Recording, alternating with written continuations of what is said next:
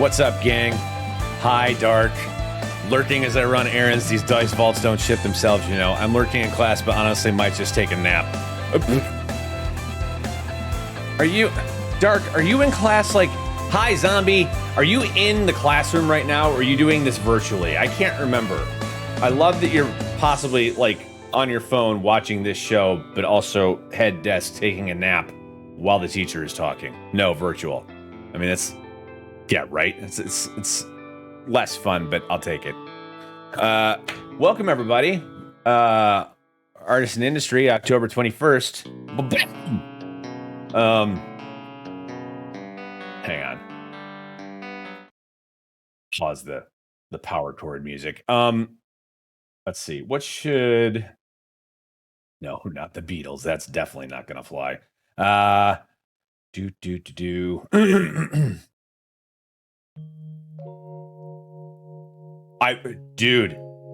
Well, hang on, because I'm still on single cam. So, gang, if y'all didn't see,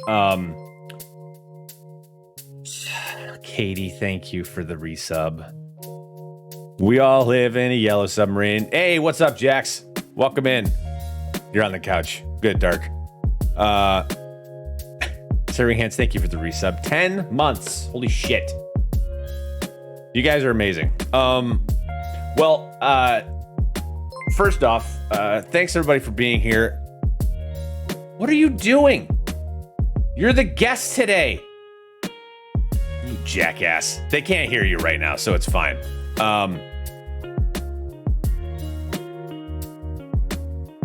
Anyway, I obviously needs no introduction now because he just flexed hard.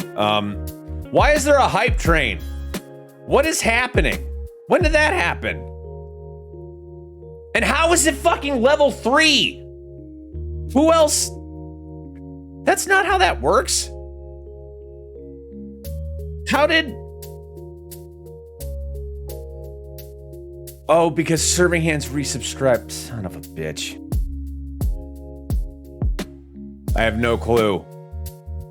You resub too? When did you resub? Riddles, that's not even in here. What is happening? You guys, but it didn't show up.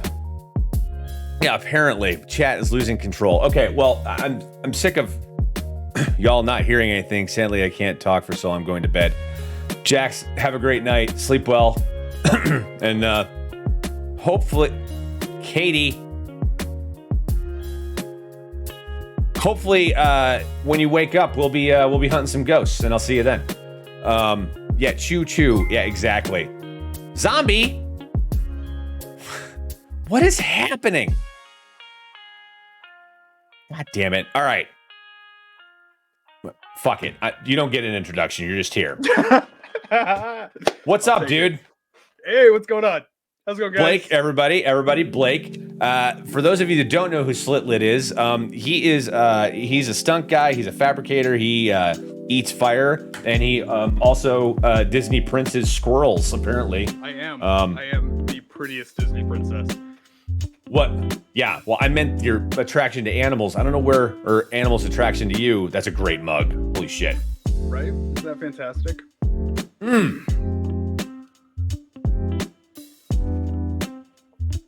Before I forget, is that stripe on a toy train behind you? Ooh, this is actually a piece of artwork we've gotten done for one of our D&D characters. That is the best dentist conductor goblin. Oh, fuck me, it's a conductor hat?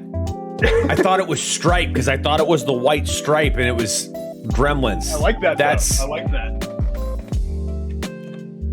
That's pretty dope. Yeah, Blake, your chair is... Yeah, I know, right? His chair is fucking awesome. It is. What's up, house? It's the bone throne. It's called Love and Support. Serving Hands... Accept it. That's fair. Wait. This is our chance to have you speak squirrel to the squirrel. Just as Kronk so we can clip it. God damn it. Yeah, Riddles, probably, but the squirrel's not there. So Squeaker, Screakum isn't... Fuck, he's going to get it. Oh, no. Ah, He's looking looking. He's for out looking squirrels. around. He's not He'll there. be back. Give Cool. him, No like, half Kronk an for hour. you right now. Just let it happen. Spooky stuffs are the best. Aw. It's okay, Riddles. I'm sure it'll happen. Good morning. I know it's noon-ish now, past noon, but I got in late and went to bed late, so fuck it. Good morning, everybody. Perhaps a strength. I also found your TikTok. We recommend also go and watch Quincy's Tavern on TikTok. Also, did you watch Has Been No, I haven't watched Has Been Hotel and Hell of a Boss yet. I'm sorry. What are you doing? I've been busy. It's been like a week. Come on. I know. I have been doing a lot, and I have nothing to show for it. Life is hard. I had 2 streaming games I had to go through. Monday was fucking super stressful, by the way, because of all of you. How dare you? Those shows are a treasure. I haven't had a chance to watch it yet. Listen. First of all, how dare you? Riddles, what is happening? What's up, Webb? Welcome in. You guys are ridiculous. Fuck. Just for shits and giggles. Here's the, I don't know if everyone has not used it yet, but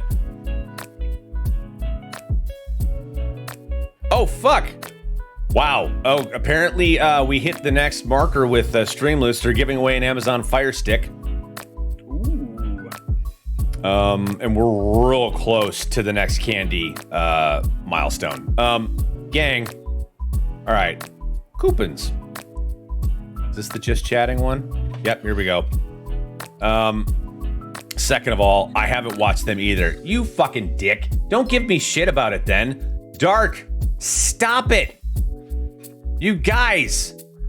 Fuck's sake. Hype. I don't know. Gifting level 5 complete. You people are ridiculous. Minutes, you made it to level 5. Take my money. I am, apparently. Oh, nice. I'm still confused on that candy thing a little because of where it puts my candy and then shows the community candy. So, Zombie, everybody in Streamloots is working towards that goal. It's like a community-wide battle pass. As we all sell packs, it bumps us up. And then Streamloots does giveaways based off of all that. Meditate, are you fucking me? Are you fucking kidding me? That came out wrong, I apologize. What is happening?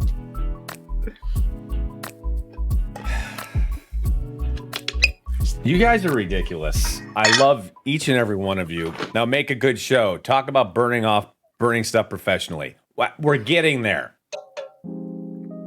I like that idea though, Drew, just run with it.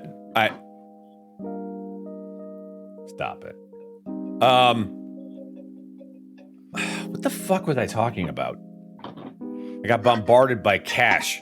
Oh, yeah. So, no, I've been busy. We had 2 shows earlier in the week. I'm also going to make beer tankers made of teak wood. It's going to be a challenge indeed. Also, Campaign 3 starts tonight. I know Campaign 3 starts tonight. I'm aware that I am aware that I have put myself in a bad way, but by streaming, my main streaming night is the same as Critical Role. Zombie, thank you. Gang, there are 10 gifted packs for the community. Go grab one because Zombie just bought a bunch for people, I guess. Is that globe? Actually, it's probably for whatever. Yeah, make sure you're on the tab. I learned this the hard way. Make sure you're on the tab that you want the cards for when you grab the pack. This is important. Were you knocking? What's happening? Just fixing the light on the camera. Oh, okay. Just Zombie, thank you so much for that gift pack. You guys, you're absolutely ridiculous. Yes, it's important. What is this Critical Role you speak of? And also diabolical. I know. It's the mother of all. Well, I'm off to bed. Good night. Good night, Jax. Thank you again, dude. I'm not answering that question, Webb. You know who the fuck Critical Role is. You're just... Stop it. Okay. Anyway, it's been a long week so far. I picked up a gig Tuesday night that happened yesterday, and long story short, I got paid to watch a 45-minute Weezer concert.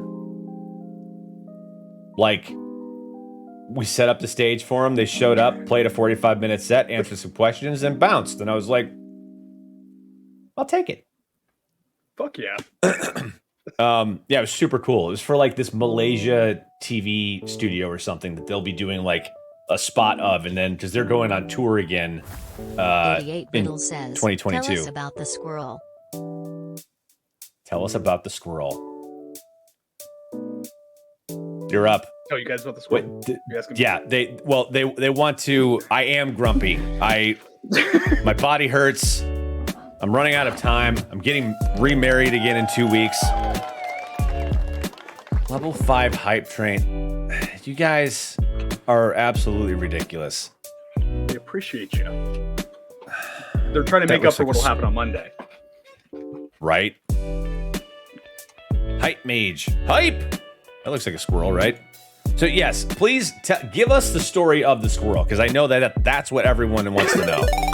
I'm not always grumpy. Let's start with that. So I'm going to tell you guys a story about the most dangerous animal that lurks in the North Hollywood woods. You can hear them sometimes. They'll creep up to your children's windows. You will open them. They'll probably implant weird socialist ideas in their heads. Squeak. That's possums. Sorry. So the squirrel that both Sarah and I rescued is known as Ragnar Treefeller because he falls from trees. And it's kind of adorable the first time we found him. I'm sitting inside working on a motorcycle. Sarah's sitting next to me. And there's this like very distressed noise outside. I'm like, we don't have a dog. And it's too high pitched to be one of the cats that like runs around out here. And I walk out there and there's this tiny like 4 or 5 week old squirrel on the ground. Eyes are like, if you've ever seen somebody like with a concussion, their eyes won't focus all the way. His eyes weren't focusing. He had a big old blood bubble coming out of his nose every time he was breathing. You could like hear his lungs filling up with stuff from like 2 or 3 feet away, which means that there's a really big issue. And this, what I was assuming is the mother was right next to it freaking out. She couldn't move him. She couldn't grab him. And he's just lying on the concrete. So I walked out there, leaned back inside and said, Sarah, can you go grab my EMT bag? And then ended up picking him up, cleaned out his nose.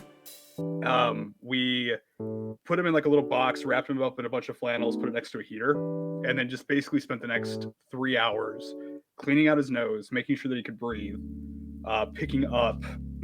It's the same kind of formula you feed to puppies when they're kind of let go way too soon. Started feeding him, and for like a week and a half, we're just hand feeding him every day. I'm waking him up every morning, checking to see that he's breathing, cleaning out his nose.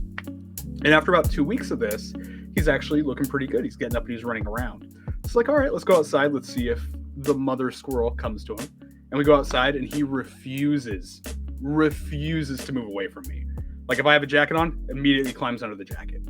If I like sit down on the ground, he hops off the ground, hops into my lap, looks up at me, looks around, does some weird predator noise, and then ducks back down so nothing can see him. So this goes on for a couple of weeks. We've just been feeding him and taking care of him. And finally, he goes outside with Sarah, jumps into the bushes, runs off, possibly to never be seen again. Lasts 2 days on his own out there and then comes back home. So after what I'm assuming is like a year at squirrel college, he was like, bitches, I don't want to deal with this. Where's my bed? So he put his basically his enclosure outside, and he comes back to it every night and ends up sleeping in it. And he'll run in and out of the shop while I'm working. He'll probably show up at some point in time. So he's pretty adorable. And he does sound like Predator whenever he like right before he starts barking, or whenever he's trying to get other squirrels to go away from his nest. It is fucking hysterical. That's awesome. Right? Yeah, having pets run away is rough. I had an iguana that stayed at my dad's when I was in high school. That he got for me out of the blue. We used an old like record cabinet, the ones with like the push magnet lock switches to hold them. We took all the shelves out, put a bunch of wood chips in it, and like a tree log and a heat lamp, and that was his cage. And he got out one day and he ran under the bookshelf, and we couldn't get him out, and then we couldn't find him after that. Like, one of the cats might have gotten him. He might have gotten outside. I didn't see him for like 2 days. The next morning, like the third morning, I'm sitting there at the table having a bowl of cereal with my dad, and there was this decorative set of wind chimes that was hung in the archway in the house from the kitchen to the living room. And the house was built in like the 70s, so it's that really thick, like textured. You look thirsty. Yep. Time to hydrate. 88 I think I know where this is going. It's time for a posture check. Don't hurt your back. Aren't you out dropping off mail? Jesus. Speaking of animals, Abby, stop it. 88 Riddles asks, what superpower would you like to have? What superpower would I like to have? Stand by on that, Riddles. What was I talking about? Oh, so we're like, is there a window open? What is the... And sure enough, he's just like... Meditated B asks, what extinct animal would you bring back to life? I remember I've got like a love-hate relationship with iguanas. I think they're hysterical. They get real big and they get real territorial. My Uncle Joe had one, and one of the funniest moments I can think of, I think I was 6 or 7 years old. We're visiting my Uncle Joe out in, I want to say over in Boston is where he was living at the time. And they had like this downstairs room where they had the iguana cage at. And we had just put some sleeping bags out there because the whole family was up visiting. And I remember it was the middle of the night, and I hear this clicking noise coming from the heating pipes that are in the basement. And I look up. It was a predator. And there's these little lights reflecting off the eyes. And I hear my dad say, fuck. And it dropped on my fucking dad's sleeping bag. And it just started fucking tearing into it. And I remember sitting there at night just laughing my ass off. 6 years old. Listening to like, my dad's like 5'11", but he's 200 pounds of solid muscle at the time. Just getting his shit wrecked by this fucking iguana. Funniest thing in the world. Oh, fuck. They're great animals. They are. The day that it came home, the first time I saw it, it had half a tail. Because the day it came home, I use the term stepsister very loosely. My stepsister had, like, it had tried to get away, so she grabbed it by the tail and it came off, and she was like, because she didn't know that they just grow back. Yeah. So when I first saw it, it was like half a tail, like, oh, you're who I'm for? Like, what is happening? It was bad. Okay, so before I forget, what superpower would we, if we had to choose one, what would it be? I would say, like, not teleportation like Nightcrawler style, but more like speed of thought, City of Angels style. I'd probably go with that. I would say so. Yeah, teleportation, shape-shifting, straight up shape-shifting. Yeah, that would be handy. Like anybody at any point in time, whenever you wanted to. So many good pranks could be pulled like that. Also, be perfect for our industry. Shit. Mm-hmm. Oh, what do you look like? What do you need? And then there was another one. 6 foot for the shoot. Yes, I can be 6 foot. Done. And then what was the other one? Oh, if we could bring back any extinct animal, what would it be?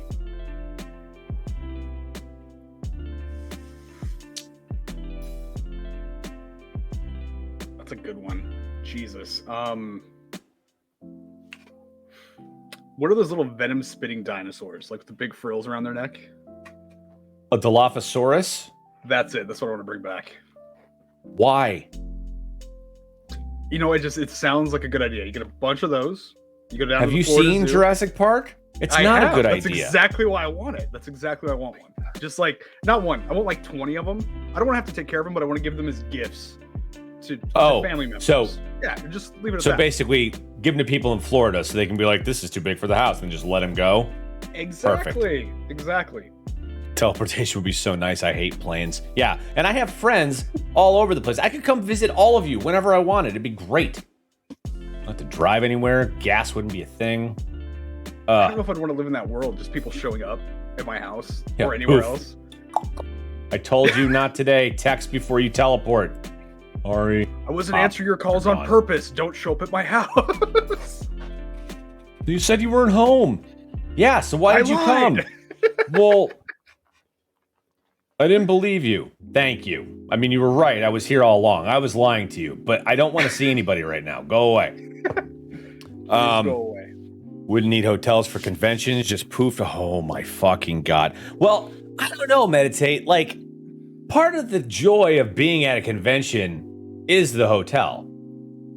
That being said, not having to spend the money on the hotel room would be pretty dope. But like, you don't get, like, I can't wake up to Aaron like laying in bed dancing to hip hop with just one hand in the morning if I'm not in the room. Like, I can't witness that. Eric knows what I'm talking about. We're talking about his brother. Like, I can't, like, he and Gavin in the same bed just.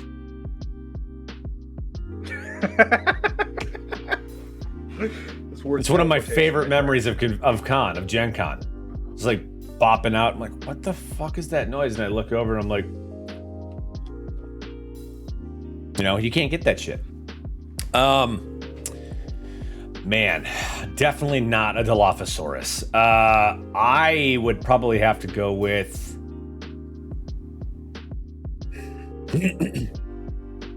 I don't know, some large animal that was extinct because of man for no fault of their own.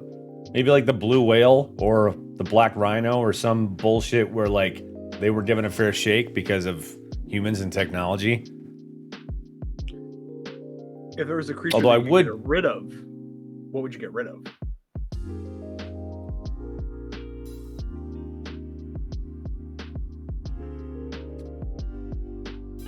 Earwigs.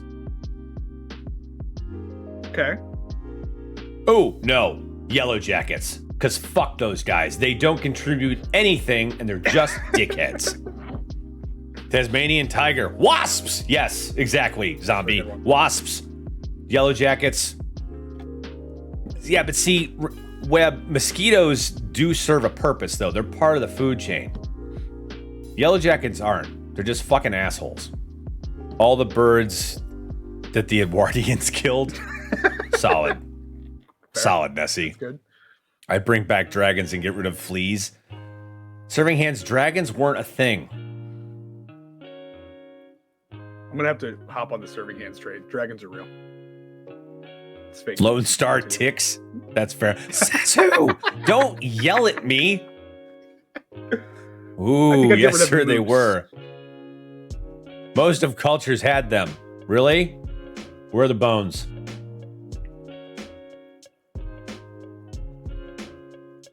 Dilophosaurus were dragons. Now we know. That's it. There you go. See? There you go. We're shooting for the same Tied thing. it all in. Hidden. In the rookery.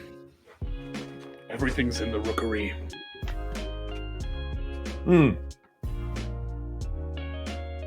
Single cam for a second. This day's Arts and Industry is brought to you by Huel. It's a perfect meal replacement. I'm kidding. It's not actually brought to you by them, but Huel, if you're watching, send me something. Like another pack of the peanut butter, because this shit is great. Under the dinosaur bones. Haven't gotten there yet. Fair enough. Hear me out here. Look at a skeleton for an ostrich, which has wings, right? Now look at the skeleton of a wyvern. And they also look like the skeleton of a T-Rex. They're just dinosaurs. T-Rexes were giant-ass winged fucking wyvern. Okay. Yeah, maybe the reason we don't see any of them at all is because we're using them all to run our cars. That's it. If T-Rexes were wyverns, Wyverns don't have hands, they have wings. And T-Rexes wouldn't fly for fuck because their arms are so tiny. I like your argument, it's just invalid. Do better, because I like where your head's at. Yeah, but they were evolved into birds. Wyvern were the in-between step. So you're telling me something that had wings was like, we don't need these anymore. The ground's fine. Your logic is flawed. I will die on this hill. This is my hill. It's not a hill. It's a divot. It's going the wrong way, and it's very small. I love you, zombie, but it's not a good argument.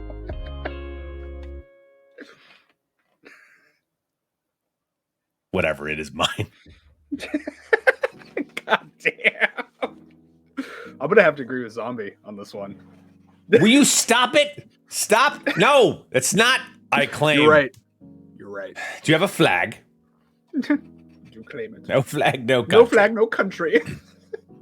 Eddie is ours. Zombie's like, how do I ungift these subs? This is bullshit. Yes, encouragement. I do. Of course you have a flag. Fuck. All right. Those were all the questions that popped. Blake, tell us about you. Tell us about what you do, what makes you tick, tell me all the things. All the things. All right. I do a lot of shit. Let's start with the chair. Let's start with the chair. So when I started streaming, I was just like, you know what? I haven't built anything for a while that has like the nice spooky aesthetic that I'm into. And I had this ongoing joke with one of our D&D groups about the bone throne, the throne made purely of bones. And I was like, let's build a chair. And this came about. And then I got interviewed for the job that I have currently in this chair because I wanted to prove a point that you can be charismatic enough that a very laced up job will still hire you if you just show a little bit of quirkiness and you don't reference it whatsoever. So that's the chair. You just sat in the chair but didn't bring it up at all? Or not was like, at all. Cool, Yeah, that's it. Full like tie, because we were doing interviews over webcam.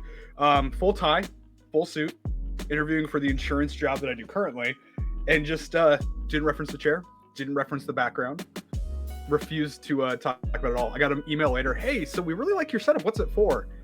And I was trying so hard to avoid saying, oh, hailing Satan, but that might have been too much. I was just like, streams, podcasts, it's the spoopy season. Like, it's May, it's halfway to Halloween. But I like that the spooky season starts in May because it's halfway to Halloween. That is exactly. I don't know if that's accurate. I don't do math. I'm from Wyoming. Can't read. Can barely count. It's tough. But I started out. I grew up in northern Wyoming, doing everything from competitive fighting. Started doing that when I was 12, all the way to breaking horses. Started editing like films and stuff for some of our local news stations when I was like 17, 18. Went to college up in Montana to go snowboarding, learn how to do special effects makeup, and design sets. Where in Montana? Bozeman.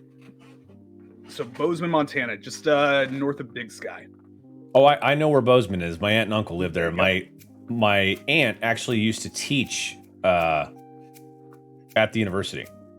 Oh, really? Yeah. She's not there anymore. She's been retired for a while. Okay. I learned to ski at Big Sky. Big Sky is fantastic. I fucking love Big Sky. I haven't been there in 25 years. We used to go up there the nice thing about being in Bozeman was you could get up there in like half an hour. Mm-hmm. I don't know how I passed my classes. I don't know how I graduated with honors because every second that I could avoid being in my regular classes that weren't like the film classes and be up on the mountain, that's where I was. Like it was one of those things where I was constantly sick. So, but was up there for a bit. Big reason I went to Bozeman was just they have a really, really nice theater department. Like the classes or whatever, but they had a multi-million-dollar shop for the theater department, which is a lot of money in Montana. So I ended up just spending all my time building shit in there. Like it was every minute that I could spend in there just like designing props and putting stuff together, that's where I was at. Solid. Yeah, I went to a small liberal arts school. Our shop was not big. We only built props if we needed them, because we had a large prop room from like everything everybody else had already built. So we didn't do a whole lot of prop building. And I was like, yeah, no, we had a scene shop. And then I remember I was at UCLA doing a load in for something. Their scene shop is fucking Jesus huge. Like it is. There's easily 3,000 square feet in there. They have the, I can't remember what it's called, but they have one of the vertical table saws, like the ones you can find at Home Depot. Mm-hmm. Like they have just one of those as stock. Their bandsaw looks like it came out of a goddamn aviation fabrication department. Like it's huge, and they have storage underneath. So they have one of the drop walls that you can like attach the drop to and run it up, so you can paint it as it goes, and you can just keep raising it. Like just chef's kiss. Yeah. It is amazing to me how much money is spent at that school for the shit that they have. The first time we did an independent film with a bunch of kids from California, and it was like we were trying to walk them through what we're doing because we were shooting this horror movie up in northern Wyoming with a bunch of people that freshly graduated. I was doing their stunt coordination and their special effects, and it was. There's something really nice about having access to those tools. You get to learn how to do a lot of stuff. One of the big disadvantages I've noticed, though, is if they do not have those tools, they don't know how to get anything else done, which is kind of the unfortunate trade-off with that. They can't problem. Yeah. Someone said this the other day. I can't remember how they worded it, but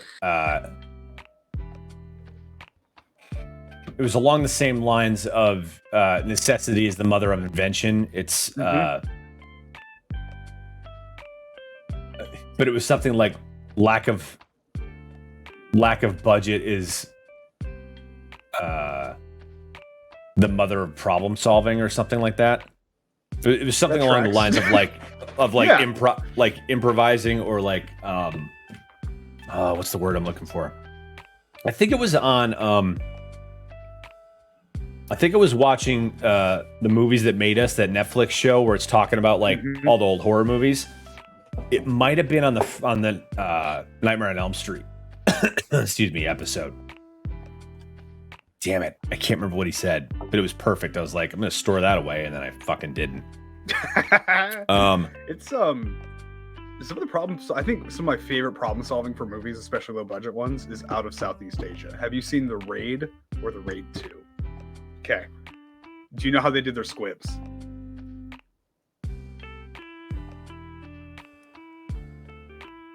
So I can't remember. No. One of my favorite fucking things in the world, we used this for a couple films that we had shot, is they took condoms, put fake blood into it, attached fishing wire to the end with super glue, and they put them under tension. So you can't see anything, you can't see the fishing wire with the cameras that they're shooting with. And you can put tension on them. So these stunt people that they just have to move their shoulder, or they have to drop their stomach in a little bit. And it pops it, and you get this really long blood flow that can go out. That if you time it with like a knife hit, or if you're timing it with somebody getting shot, it looks really freaking natural. And you're looking at squibs that are costing you 2 to 3 cents per, versus a full rig. As opposed to like $50 to exactly. Squibs are expensive, man. They are so fucking expensive. I've built pneumatic ones, and they don't work half as good as the flashbang ones. But I have yet to get on a thing where where we can afford 30 or 40 squibs. They're all explosives, and especially in LA, you need an armorer for them. Yeah, exactly. My buddy Matt Stratton, he is he's basically the armorer for the Midwest. He lives in Chicago area, and I learned the effect stuff that I know of from him. It's like we did I met him on this small like superhero short film called The Black Shield in Chicago. So when I first got there, and I had my stunt training came from. I went to the USA Stunt School my senior year of college. Yeah. And like it is not a coordinator school by any means. And when you get out of it, it's just a certificate saying I understand the basic application of stunts and like I am available and learned enough to apprentice under a stunt coordinator or under like I'm familiar with USA USA Stunts. I've known a couple people that have trained there. It's a cool system. It is. It was a really good school. I learned a lot, and I found that because the guy who runs that was one of the founders of the SAFD, and so I did a master class for film fighting while I was the year before. I was at the Stage Combat Workshop in Vegas, and we had like 3 days, and Boucher came in. And like we were talking about like just angles for making hits, selling everything. And I was like, this is awesome. It's so fucking cool. Yeah. It's so much fun. Fight choreography, performing or coordinating is just, it's like dancing. Yeah, I love it. I absolutely love it. We were talking about this the other day because like I had when my buddy said he was going to be on Our Flag Means Death, and he's like, send me like, the stunt coordinator thinks you have a really good look. Can you send me some of your sword fighting stuff? And I was like, yeah, sure. I have nothing on tape because I've always just been blocking it. I'm never the performer. So it didn't pan out, unfortunately. I got a couple of days of background on it, which were awesome, but I didn't get to do any stunts on it.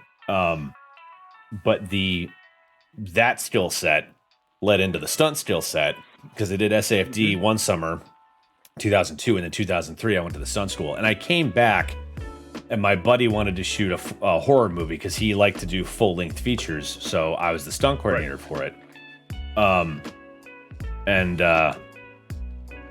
I learned, because of how my brain works, I learned the skills there, and I was like, oh, I see how these are made. I can teach this to somebody else, and teaching is one of the ways that I learn, so it just made me... Yeah, it just made me better at what I was doing, and then I just ended up stunt coordinating usually, like for indie films or short films. And I've done 2 features now because when we did Clown Town, I was the stunt coordinator on that and on the Toy Box. So but aside from the stuff that I've been doing myself, I haven't been able to break into the stunt industry out here because it's like there's a lot of nepotism. It's just very cliquey. It's so hard. Jesus. And they don't I've noticed something about LA. They don't like jacks of all trades, especially if you're good at a lot of things. They like people to do a specific thing, and that's it. No, it kind of comes. It's a mixed bag because it comes back to the union mentality. I'm very pro-union in a lot of ways for a lot of specific things. When I was working EMS, Steelworkers Union is who we work with, Nurses Union is who we work with. They stopped us from getting screwed over more than we already were. Same with a lot of the stuff for IATSE. Really appreciative of what that union does. SAG can suck a dick, especially when it comes to stunts. Like it's one of those things where they have done such a shit job of protecting dancers, stunt performers, anything that's like clown or circus performers whatsoever. And this weird idea that they have of kind of like the nepotism and stuff you're talking about, where you have to, not only do you have to know someone, because you should know the people you're working with, because stunts is pretty unregulated for the most part. It's finally starting to get more regulation. But if you have multiple skills and you know how to do stuff, there's this fucking animosity that's there. Like, oh, this person's going to take this job for me if they can do this, this, and this. And there's a reason that shooting stuff in LA, and even Georgia a little bit now, versus shooting anywhere else in the world, is so much more like immensely more expensive. Do you really hate the safety stuff that goes in, it's good, it's needed, it's important. But there is a point in time where you have so many bodies trying to do specific stuff that it's just, it makes it hard for anybody else to kind of get into it. And then everybody's so scared in the stunt industry of losing their jobs that a lot of that kind of teamwork that you see in other parts of film doesn't exist as much. Like, if you can find a good stunt team to work with, super fucking helpful. You'll get tons of work. But if you're trying to break in, God forbid you look like somebody else or you have similar skills to somebody else, and then God forbid you have multiple skills but not a world title at something. Because then it comes down to either the low end of the stick that'll do something for free or for near nothing and get injured, or it's who specifically do you know? How many coordinators have you worked with? Is this coordinator going to be on the show? Like, it's ridiculous. Yeah. Ooh, I love that effect. Oh, the power. Yeah, it's pretty cool. I haven't gotten that one yet, Zombie. It's not just in stunts though, because like when I was trying to get in with my now agent, I went in and I interviewed with the two of them, both lovely ladies, and we're like, well, we'll talk about it and we'll see how it goes. I'm like, okay, cool. And this was before COVID. Like, we're gonna try you on a 6-month trial basis. It was like awesome. And part of the reason that it took a while for them to talk about it was that I was very close to the look of one of their other actors, and they were like, "Yep, he was here first. We want to give him that loyalty." And I was like, I absolutely understand that. That's totally cool. If it sways your mind at all, that loyalty is what I'm looking for. Like, that is what I want out of an agent. I want someone in my corner, and I haven't found that yet. Right. So if you would take me on, I would be very grateful. And they ended up giving me a 6-month trial, and then COVID hit. So they were just like, we're just going to keep you. Like, they never even said it. They're just like, I'm still on their books. So that's good. Yeah. So it is what it is. But what have you like?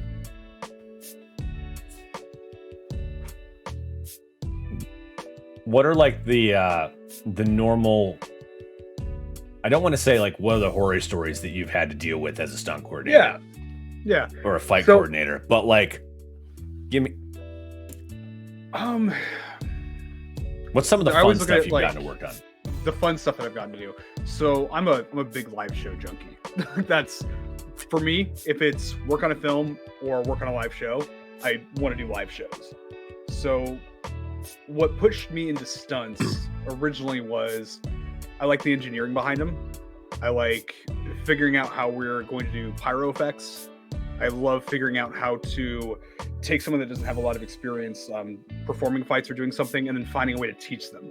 Basically, finding a way to make something happen that should not happen in this environment. And the most fun that I've gotten to have doing stunts has always been the trial running for a shoot or the stuff when we're doing concept footage. So there was one that we did for a friend of mine recently. There's a commercial that he was working on, and they wanted to do a full body burn. So we had to have a rig where we could light somebody on fire and then figure out where the camera and everything needed to be. So we could have this guy get lit up, walk through basically what we were using for a house at this time. We just built this really basic set without lighting anything else on fire, and then get fully extinguished by stepping into a shower. So we were just shooting the test footage for it. Ultimately got scrapped. But trying to build everything out and getting to run that to where I built the suit, the back had Kevlar kind of stripped into it because it had to look like regular clothes. Body burn had to be for 45 seconds continuous footage, so you could walk through the whole thing slowly. And then we had to still use pyrogel, but we wanted to put it in ways where you couldn't see the person who was wearing pyrogel.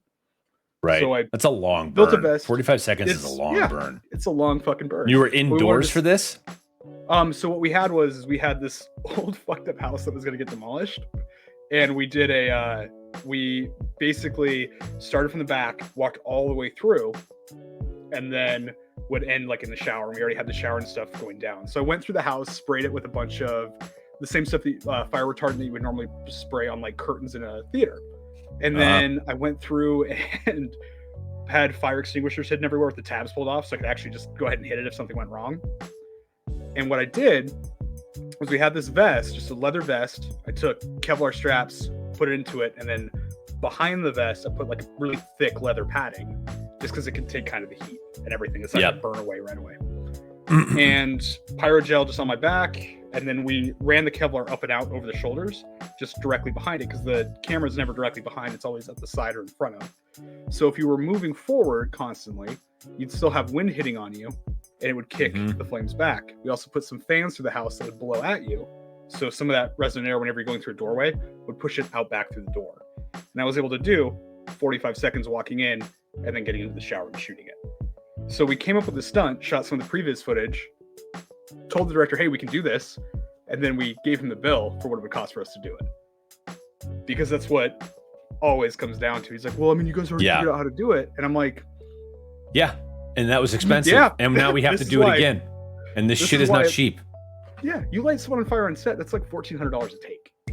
So it's one of those things where it's like, that's the kind of stuff that I enjoyed. So that was a really fun one. The other one, and Adam's been a part of this, would be the Wasteland Weekend event that we used to perform at, or the detonation event. We have, I think, 3 fights. Each one's like 1.5 to 2 minutes long. Last fight, my arms are on fire for 2 minutes in gauntlets that I built. And we're doing full stage combat with my back being lit on fire, arms being lit on fire.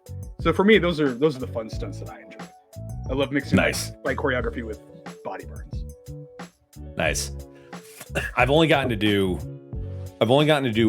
a single burn, and that was at stunt school. And yeah, they set me up for a large burn, and I don't know if they just didn't use enough accelerant or whatever, but like it went out before I went down.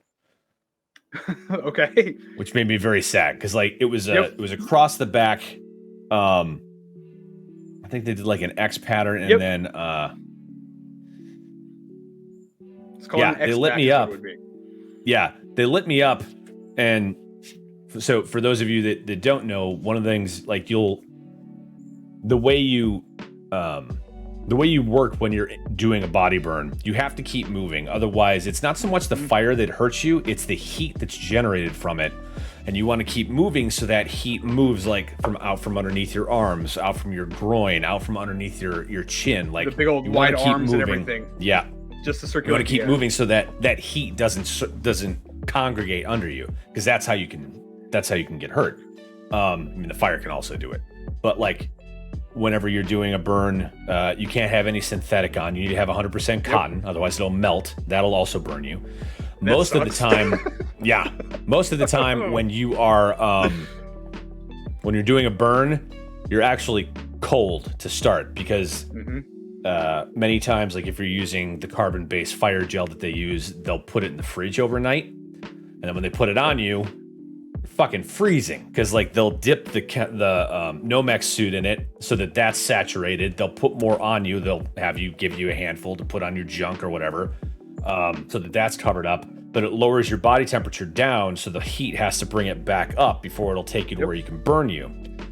It basically stops you from being broiled alive. Like it evaporates all that gel, doesn't transfer the heat. And you normally don't want to breathe when you're doing a fire burn, because you can inhale the fumes of whatever the accelerant is, which is usually like, I think we used a mixture of diesel fuel and rubber cement. Oh, okay. Because it got the mixture of the two. It was kind of like napalm, but it gave it the viscosity that like you could paint it on and it would stay there and it would burn for a little while. But you don't want to inhale those fumes. And then you keep moving, and then when you're ready to, like, if you get hot and you're ready to go out, you drop, and then as soon as you're down and stop moving, they run in and put you out with fire extinguishers. They ask if anything's hot. I think the toughest part about that kind of a stunt, and you notice it the first time you do it, and I think the more that you do it, the more that you pick up on it, is you start to learn, am I being burned or am I just hot? Because the amount of the margin for error you gotta have before you're injured or can be seriously injured is very small. A second. If you already feel like you're getting burned, you've already got a first degree burn. Yeah. So it's getting used to that arm movement. I remember the first time I did a full body, and did you ever hear that popping noise or feel that really heavy rush when you feel like the oxygen starts burning really heavily? If you ever have it like trapped, and it doesn't sound like an explosion, but you get like this whoosh of air that comes up. Yep. And it's because the pressure changes. Yeah, it's like exactly. It's like looking at a weather map. It's like high and low, and yeah. Dude, have you watched the behind the scenes for like the movies that made us? Have you watched the one for Friday the 13th? Or not Friday the 13th, for Nightmare on Elm Street? I haven't. The dude they got for the fire burn at like when she's in the basement and like she lights Freddy on fire, like she pours the gas on him and then lights it. He was supposed to cross in front of the furnace and then go down. That was it. He crossed. This is actually in a house. So they're like, the fire department's like, I don't know if this is, no, it's in here. It's fine. He crossed. He went up the stairs, fell back down the stairs, got up, started to move back up again, and then fell back. And that's when it put him out. And they were just like, what? Ceiling! That burn was incredible. But like 45 seconds is a long burn. That's a long ass. That's crazy. Jesus. Nightmare on Elm Street. I know this story. Yeah, Riddles. That brings up a good point. So the reason you want to use cotton over wool whenever you're doing it, it depends on the layer. If you have a layer that is your wick layer, you want cotton or Kevlar because it's going to absorb more fluid. Fluid's going to burn first. If you want your dousing layer or you want your safety layer, that's when you're either looking at Nomex or wool, because that needs to be able to absorb water or whatever. 88 Riddles wants to play and a round it kind of of depends on two the costume that truths you're and a wearing for lie. how tight it has to fit, how many protective layers you get. Riddles just played a card. I haven't seen this yet. 2 truths and a lie. Huh. So we have to tell 2 truths and a lie? Okay. Would you like to go first or do you want me to? I have to think about this. If you have something already up, go for it. Yeah. I've headbutted a horse. My tongue is split. And I've gotten in a fight with a bison.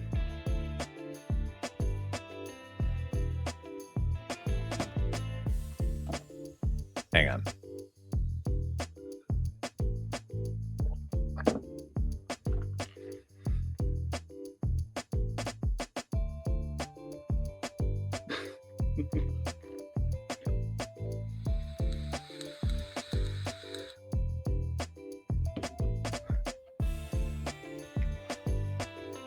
Headbutted a horse.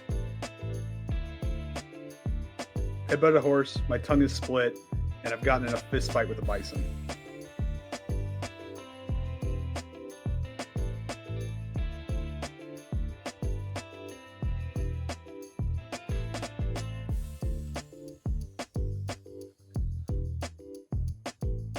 All right, gang. You got a minute. What do you think it is?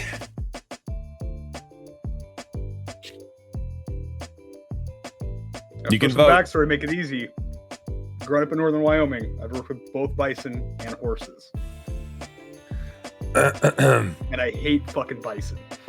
Same with moose. Hate moose. Man.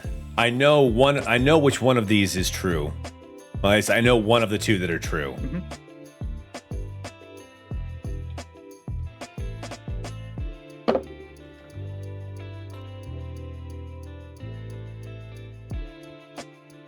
I go with that.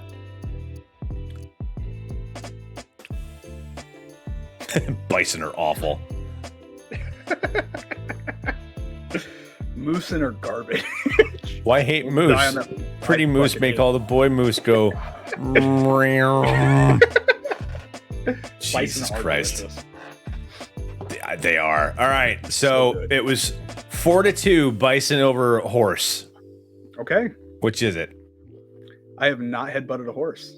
I have gotten in a fist fight with a bison. Really? Yeah. Okay. I was working at a ranch. It's the Mars Bars Ranch that is south of Sheridan. Yeah, the guy that owns Mars Bars, he owns a ranch over in I think it's near like Buffalo, Wyoming, and we were working on his irrigation and his spraying weeds and shit for him. Is it still a fist fight if only one of the fighters has fists?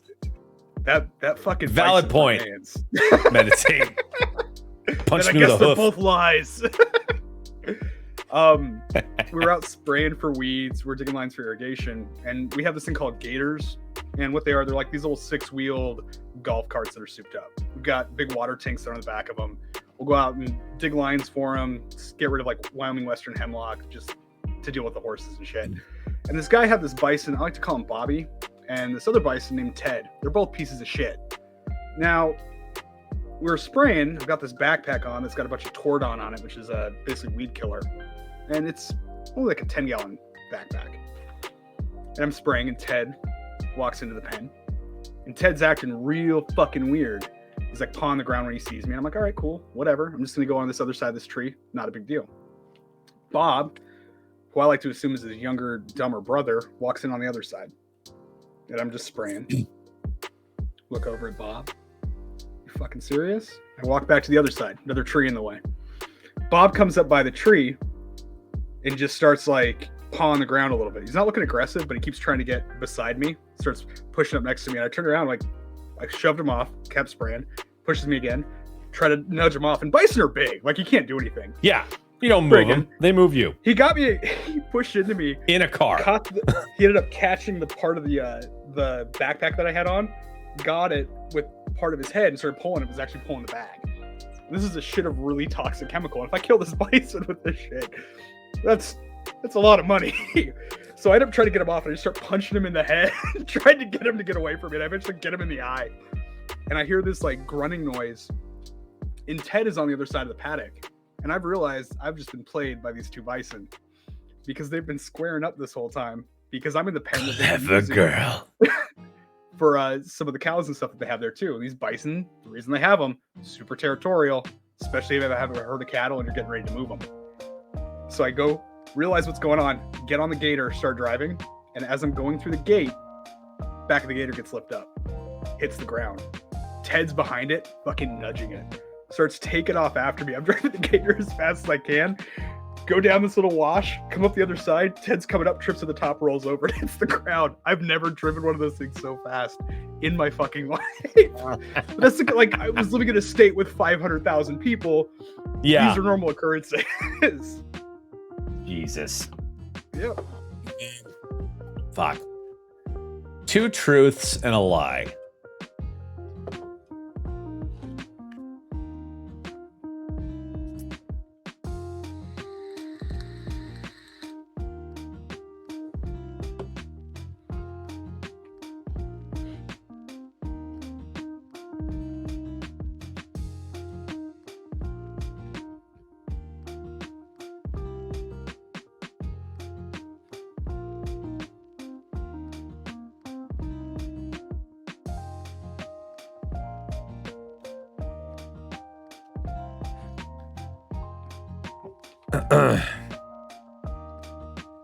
I gotta make all these industry stuff, otherwise it's gonna be pretty obvious. Fuck.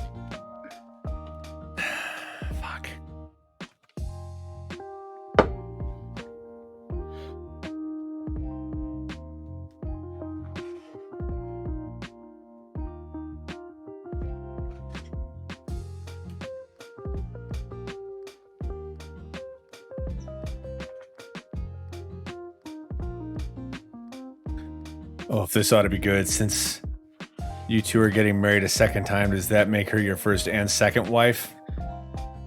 That's a good point.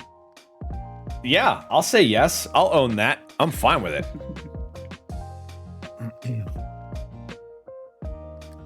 Oh,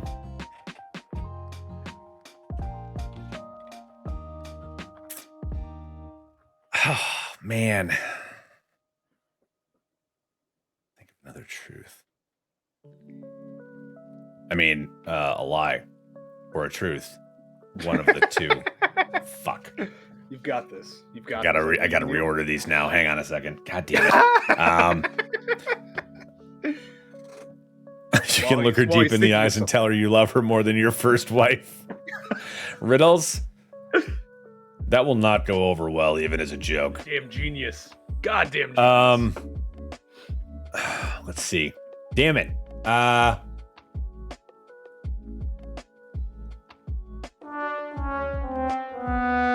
Oh, he's thinking of what fail. to say. I'm thinking of my other. Oh yeah, please do. All right, here, I'll help you out. I'll distract them. They won't know what's going on. Do it. So, speaking of fire stuff, this is white gas listed on this torch. The nice thing about it is you can rub it on your skin. It doesn't burn you right away. You got about 2 seconds before you have to put it out. because all the water on your skin evaporates first, damages the cells before you get injured. The other cool thing you can do with it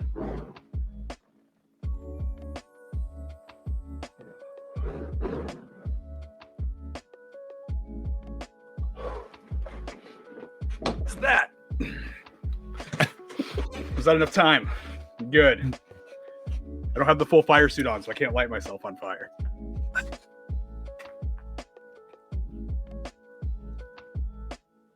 I'm having a really hard time coming up with another one. 88, that's how I shave. So all the time, I'm always smelling burning hair. That's how I keep this looking good. I can't afford a razor working away.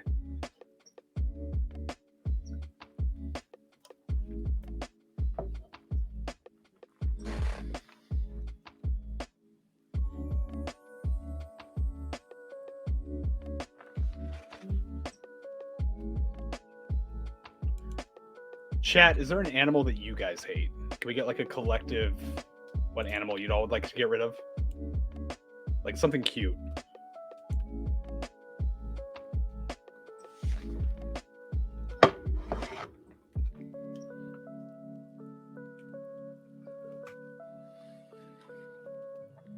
Seagulls. Why did this escalate? Because... Okay. Here we go. Yeah. 2 truths and a lie. I've eaten with a hobbit. I've driven around a brown coat. I've kissed a Bond girl. Brown coat. Pulls up.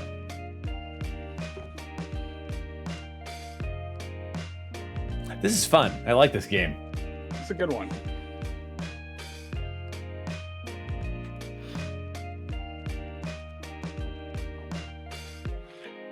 Nessie, I will find you, and I will bring hands. I will bring my child, and we will fuck your shit up. Monkeys, get rid of the fuckers. Dude, monkeys. Why put those restrictions on there? Damn. I like that 75% of you have given me the benefit of the doubt so far about kissing a Bond girl. Y'all are true friends. We appreciate you. We expect great things from you. Any spiders that has no purpose. Spiders have a purpose. They have like they kill mosquitoes. Driven a brown coat. Incorrect. The lie is that I've kissed a Bond girl. Cockroaches, I changed my answer. So, okay, pet squirrels are different. Wild squirrels are assholes. Hey, local. What's up, dude?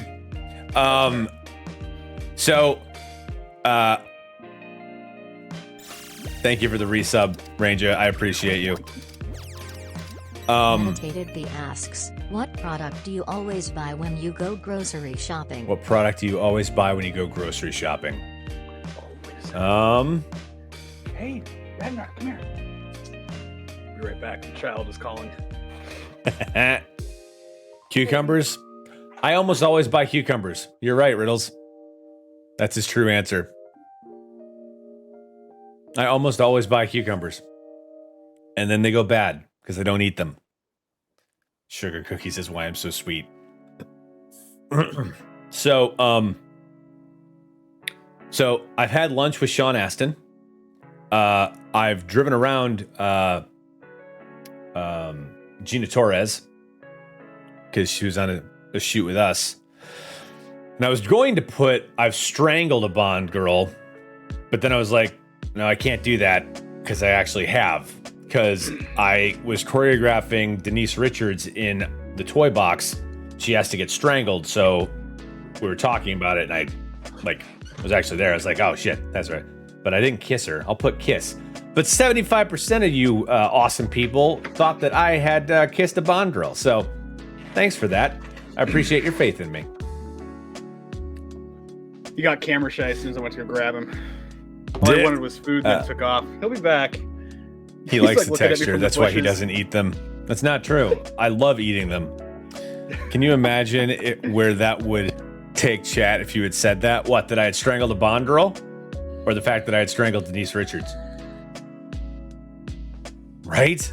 Artificially propping the cucumber market. I didn't. I thought you had eaten with the. I thought you hadn't eaten with the Hobbit. No. Yeah, I've had lunch with Sean Astin. Dude's awesome. I thought you ate the Bond girl.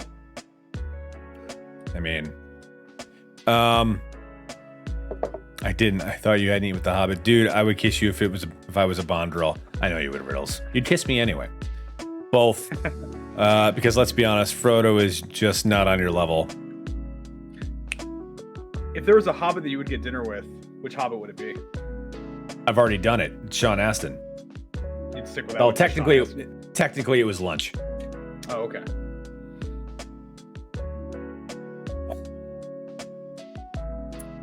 See what I did there?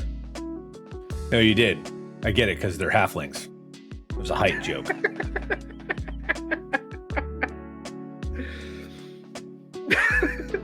Terrible.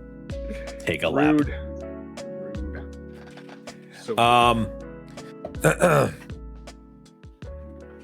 we were still talking about fire before that card got played, I think. But you actually answered it to help distract while I thought up I'm silently over here seal clapping laughing. Meditation awesome. Asks, what is something you want to do before you die? Something I want to do before I die. Something we want to do before we die. Actually, it's funny because asks, what makes a good day? What makes a good day? Something I want to do before I die. I want to go to New Zealand. I want to visit New Zealand. It's on my list of things to do. Truth, my gasps for air do sound like the zombie. You are a fucking treasure. I don't think it's something I could ever do because I don't think it's a thing that can happen anymore. But the Dakar race that takes place in Egypt. Oh like God! The race they used to do from the Dakar horse ones up to Paris. No, the off-road race they used to do through the 70s and 80s. That would be, oh God, dream come true. That car we built that you guys used for the show that was put in there for Adam's vehicle, that's one that we're building for the Gambler 500. So it's been used in some of the shows that we're working on. And then I'm currently have a V8 sitting in my driveway that we're gonna try to put into it so we can do the Gambler race and then do like the 24 hours of lemons with it. But racing through the Dakar would have been, if I could do anything, that's what I want to do. Meditate. What are those dates? Is that the next Dakar?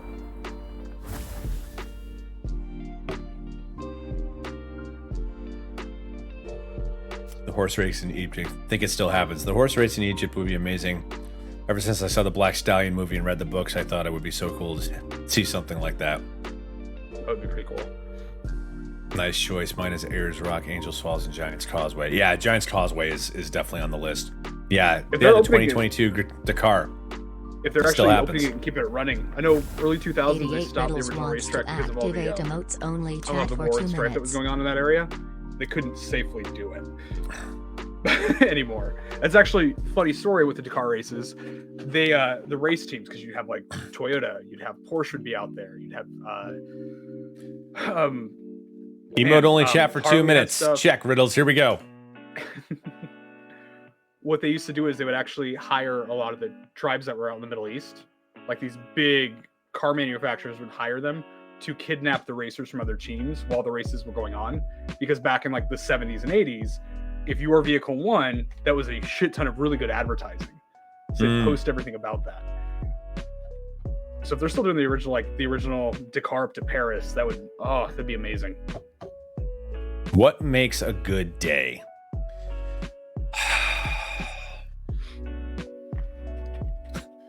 Having enough money that I don't have to worry about work. It's a good feeling. That's where that's at. And this month it has been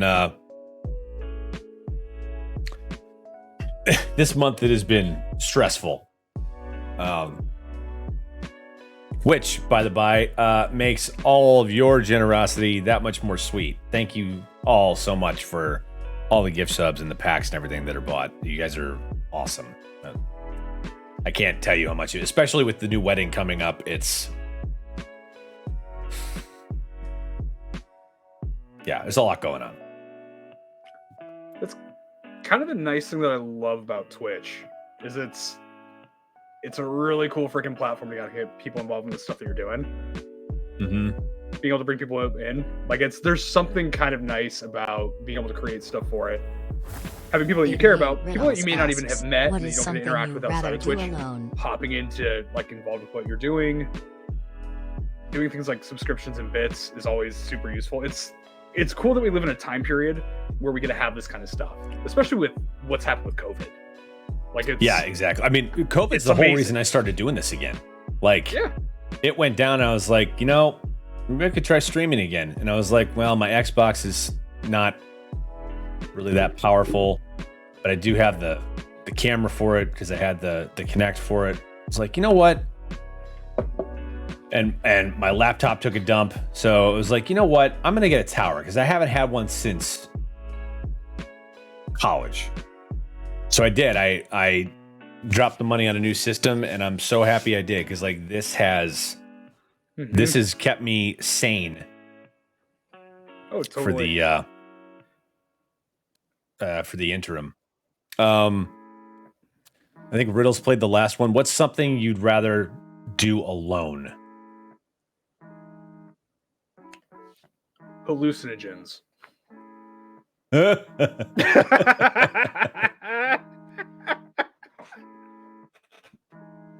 Sorry, family friendly. Question, middle of the day. Beat hallucinogens. Love it. Something I would rather do alone.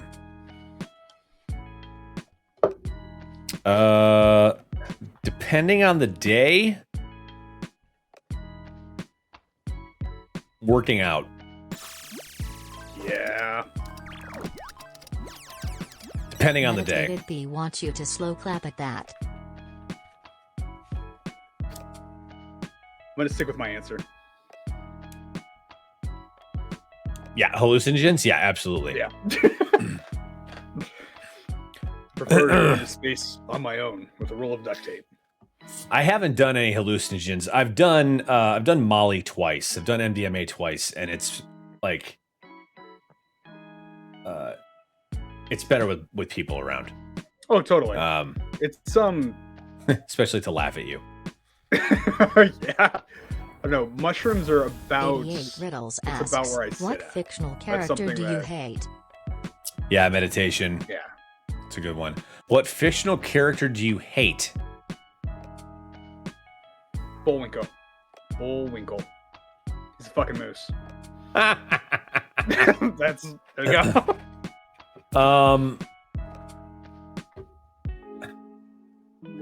Wow. Eric, you'll appreciate this. The first one that popped into my head was the female church lady assistant from Midnight Mass. I hate that bitch. Like Jar Jar Binks. Solid. Hang on. Solid choice. Jar Jar. Cause Jar Jar suck. My God. In Jar Jar Binks. So I know you and Adam have done some fight stuff. Has that mostly been for live shows? Have you done anything most of the stuff that we've done is for live shows. Stuff that I've done that's fight choreography. I haven't done that with him. When it comes to movies and stuff. Most recent movie I worked on was Roadhead, and I was working as the stunt coordinator for that, which is a really funny fucking horror comedy, B-horror movie. And then a more... When's that coming out? That's actually out currently. Oh, nice. It is already out. Where can we see it? Amazon, I think, is the best way to see it currently. It got released, I want to say, back in May. But that was probably the most recent film I did. The one that I had the most fun with is this horror film called A Man in the Dark. It was shot with one of my good buddies who directed it. His name is Josh Lobo. It's a really good horror film. The stunts are more blocking and stuff. There wasn't like a lot of fight choreography in it. It's more of a kind of a suspense, psychological horror type of movie. But I did the special effects for that movie, good portion of the set design, and then the stunt coordinating for it. And that was, nice. If you watch that movie, it's so good. He's such a phenomenal writer, and him and Brian, between the directing and the way they did the cinematography, it is so good.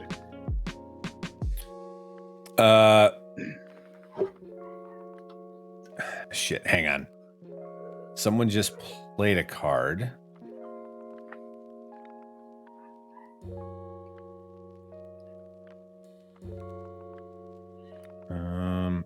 What would you get tattooed? Well, you have ink, so it's probably an easy question for you. I think the next one is I want to do the side of my head. Yeah? Yeah. Because I'm not doing as much in front of camera work anymore. And it's one of those things that I've wanted since I was like 12. So I think that'd be the next thing.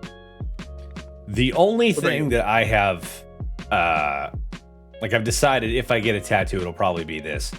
I want to get the kanji for ninja tattooed on my back in like a calligraphy brushstroke style, but I want it to be in blacklight reflective so you can't see it. So this tattoo, the interior of it's all blacklight reflective. Oh, nice. The one thing I will say about it, it does not last very long. I've heard it fades. I've heard it fades easy to get put in though. It's it was cool when it was working. Hardest part of training someone to do a stunt. When they say they have all of this experience because they did X, Y, or Z, and they keep making silly mistakes that end up in the person they're working with getting injured. The hardest part is dropping the ego, and it is a fucking gift if you can get someone that you're training that is just like, I don't know what I'm doing. Tell me specifically what you need me to do. Like, that is best thing in the world. Worst thing in the world is the ego. That's it. Yeah, that's the same thing as like lying on a resume. Like, don't ever fucking do that. But like the theater company I was a part of, I wasn't able to help out because I was working a whole bunch. But like we did a show of Rent. Sorry, Dark. We did a show of Rent in Chicago. Asks, what's the worst time to confess you lied to someone? As you're on fire, falling out of a window. We did Rent, and the guy who auditioned and got the role of Mark, or sorry, not Mark, Roger. The guy who has to compose and play the song Glory on his guitar said that he knew how to play guitar, and he didn't. And he never learned. Like, it's one song. Like, yeah. And then he stole the leather jacket from costumes at the end of the show. Like, dude was just a fucking douchebag. The hardest part of training someone to do a stunt is, I would say, ego. But like, so one of the things that I am pretty adept at, and I'm not like, I normally don't toot my own horn very much. But one of the things that I'm good at training actors to do is to fight for stage and screen, like to make it look like they know what they're doing. And sometimes the hardest part of that is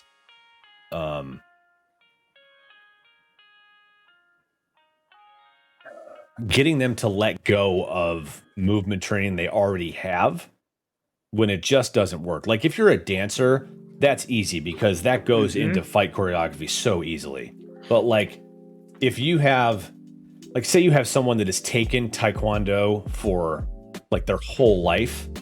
Like, okay, God, so we're going to do this. And it's like, and they go into like the kata in the form of Taekwondo. It's like your character doesn't have that. Like body language, half of telling, it's not even half. It's like 2/3 of telling a story with fight choreography is body language. there is a it's unspoken conversation, and it is a vehicle to move the story forward. And if you're not actually true in telling the story with your movement, then it's just going to throw the whole thing off. So like getting them to unlearn or ignore what they've already learned, if they already have all that in like their muscle memory and their nervous memory, that is really, really tough. I think the hardest thing to teach somebody, especially people with a Taekwondo, even a Muay Thai background, is how to look like you're barely missing. Because like you can sell a hit to make it look like it's reading or whatever, but teaching someone to make it look like they're on the knife edge of about to hit somebody and they're missing at the last second and making that look real, overextending when you're fighting, overselling your movements when you're going in to do something, being able to use your hips when you're either taking impact or it looks like you're trying to knock the guy's head off, making that look real, I have found is the hardest thing to do with people with like a really traditional background, which is why if I ever get a chance to work with dancers, that's who, whenever we're doing a fight, they have dance experience. I'm like, yes, yep, come in. Yes, please, come in. Yeah, yes. You know how to overextend. Like, you know how to still be in control and make it look like you're out of control. The easiest one way that I've found to do that is like for selling hits is just to use the angles and actually show the air. That's the easiest way to do it. And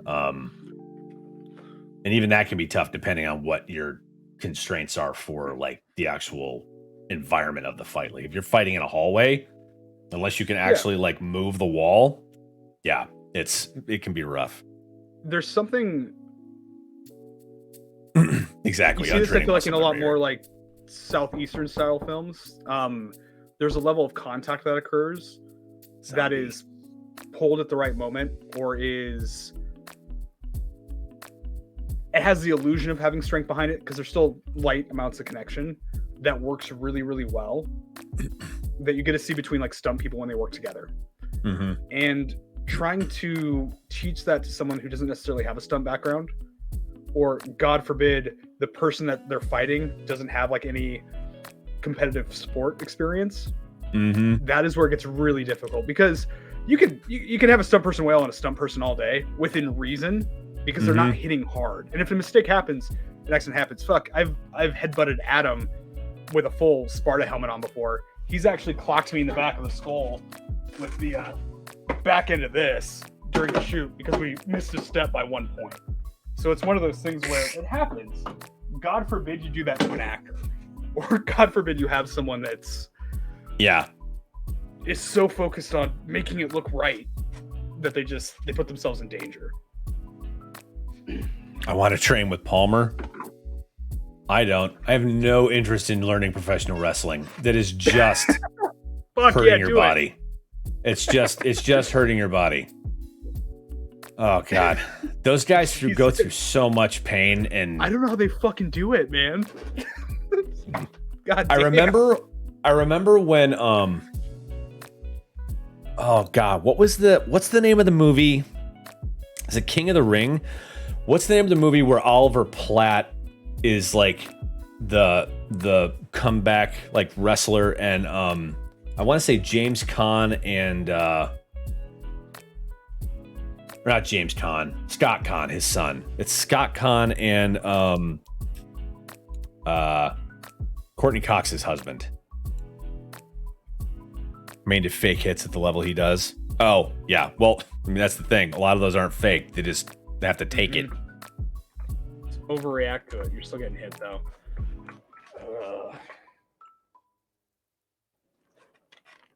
It's going to drive me nuts. I got to find it. I think that's the issue with I don't know, I was teaching just like sword fighting, because we were doing a fight with like axes and then just like traditional long swords, and the way that we would talk with other stunt performers when we're doing it, because you have the knowledge you're going to get hit, something's going to happen, you're going to misstep at some point in time, you're going to get hit, it's going to suck, but you're going to try to minimize it as much as you can. I have never been hit harder in my life than I have working with actors when they're using swords. Like ever in my fucking life. Because it's just like, they'll just go for it. And it's like, Jesus, don't.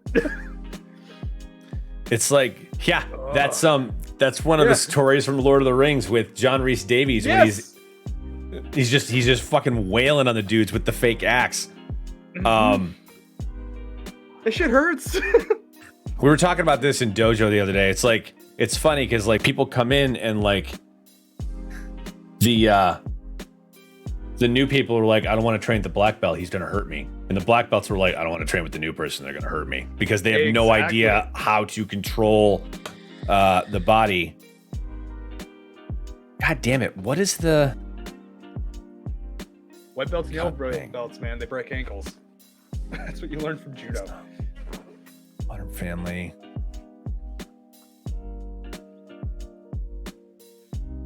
Leverage hurts. Yes. Yes, it does. I think Just don't apply. Nope, that's not it.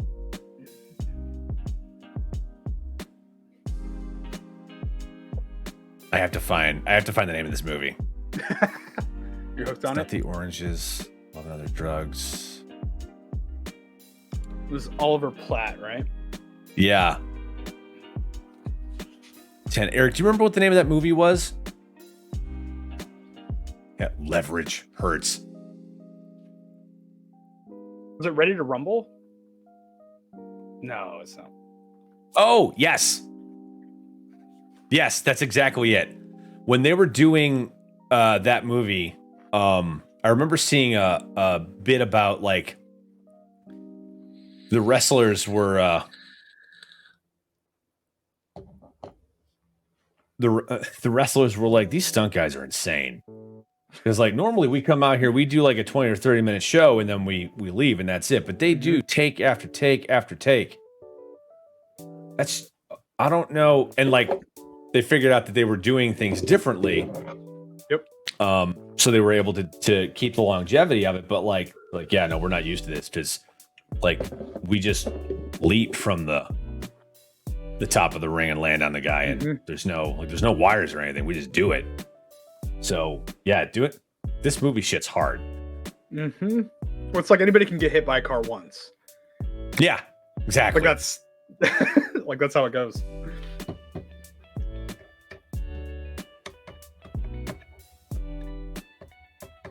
There we go. What's the most fun stunt that you've gotten to do?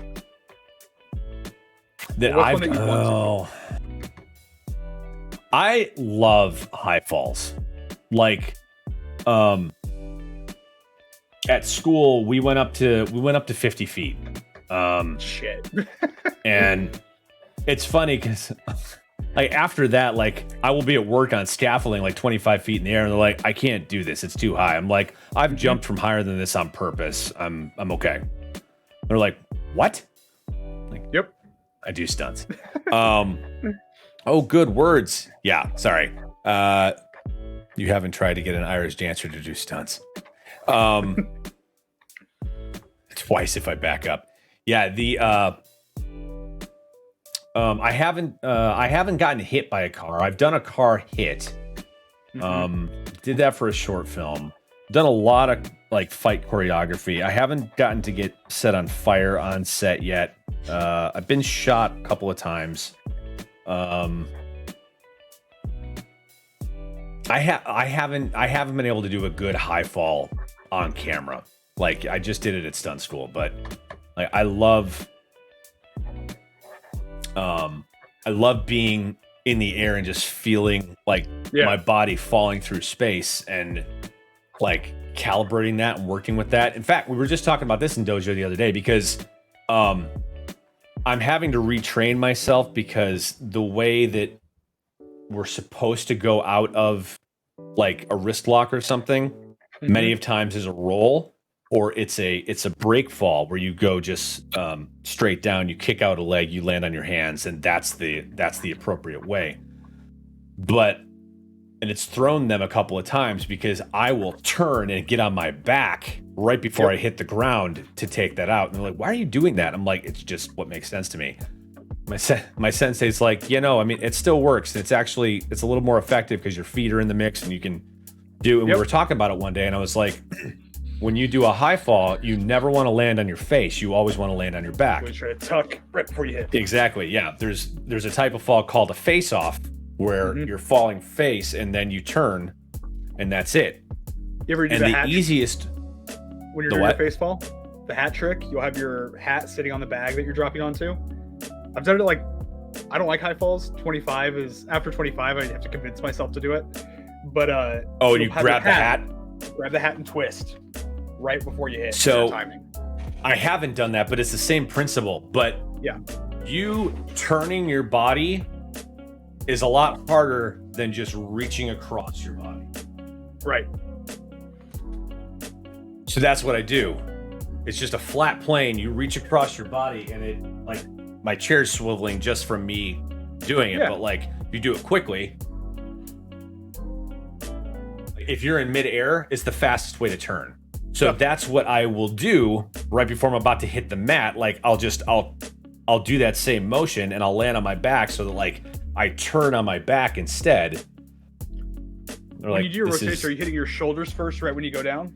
Or is it more lower shoulder? Yeah, it's for the mat, yeah. Like for in dojo, like I'll land on my shoulder and just roll into it so I'm flat on my back. But you want to land when you're doing a high fall, you want to land as flat as you can so you can disperse that energy out into the bag of the mat. We haven't been able to come into the out now. We've been able to come into the out now. What?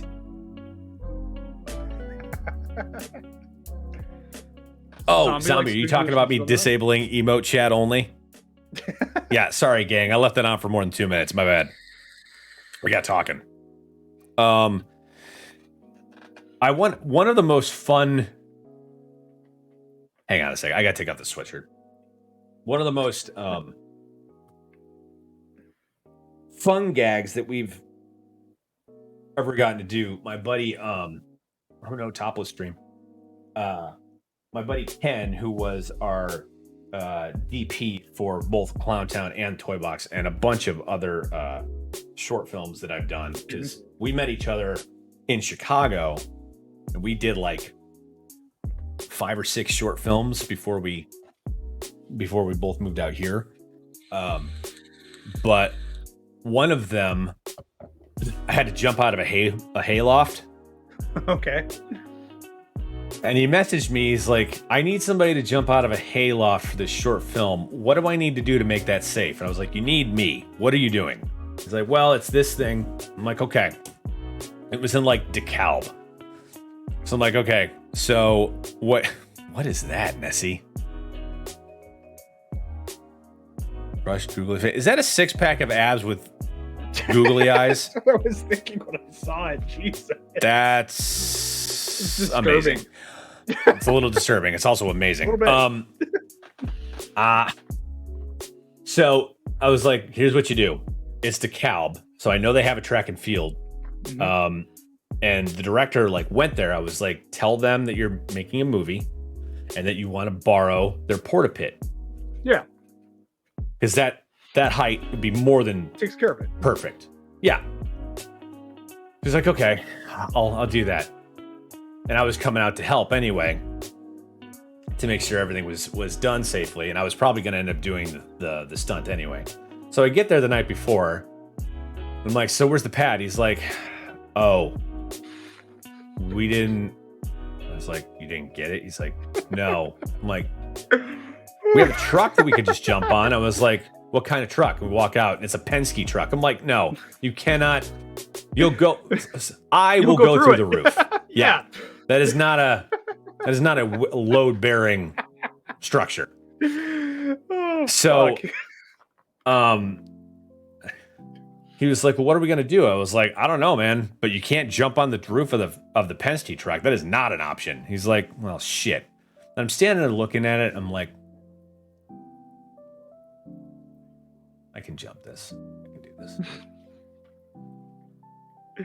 He's like, what? I was like, yeah, I think we can do it.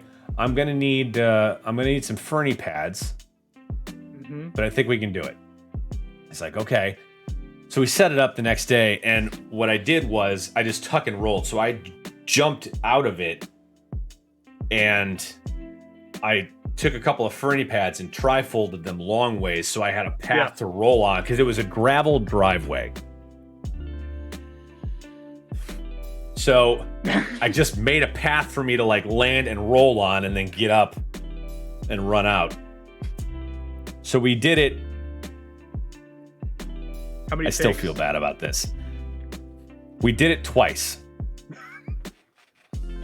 Did it the first time, and I landed okay. I was good. And then we did it again,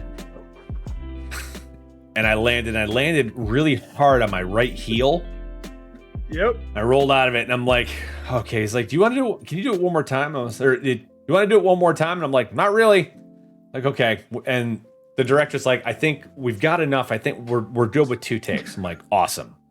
And I had on a black beanie because like the dude had dark hair, and I had on a jeans and an A shirt, like a tank top undershirt. Right. So I go back in and I'm changing. And about 5 minutes later, the first AD comes around the corner, and he won't look at me. He's like, Drew, we're shooting on film. This is very important. It's like, the person who loaded the film didn't load it right, and we have neither of those takes. I was like, it's like, is there any possibility? I was like, I will do one more. It's like, okay, thank you so much. So I go back out, and actually, I think I found the picture of this recently. Yes. Hang on. That's how it always fucking goes. This is why, if you're ever directing or filming something, shoot the practice sessions. Oh my God. Yeah. Film. If you're writing digital, film the practice. Film the rehearsal. Jesus Christ. Fuck, that's not it. I'll have to look for the picture, and if I find it, I'll put it in the Discord or something. But so anyway, and like we had to film it differently because the guy playing the girl's father that I was supposedly up in with had already gone to do his day job. Because it's like he's walking in the front, like he's walking in the barn to come catch us. So I run and dive over him and run and leave. So I'm up there, and like my heel is still hurting. Like I bruised it. And Ken's like, "You ready?" I'm like, "Give me a second." Like, okay. It's gonna suck. This is gonna suck. This is gonna suck. You ready? I'm like, no, but here I come. And I run and I jump and I land, roll, and I touch my left knee. Didn't hurt, but like it was enough of like a, hey, this is here. Split decision. I'm like, I'm going with this. And I land and I'm like, oh fuck, oh god. My knee, and Ken runs over. He's like, oh my god, oh fuck, oh god, Drew, oh fuck, we need. I'm like, and that's for making me do it a third time. Like, you son of a bitch!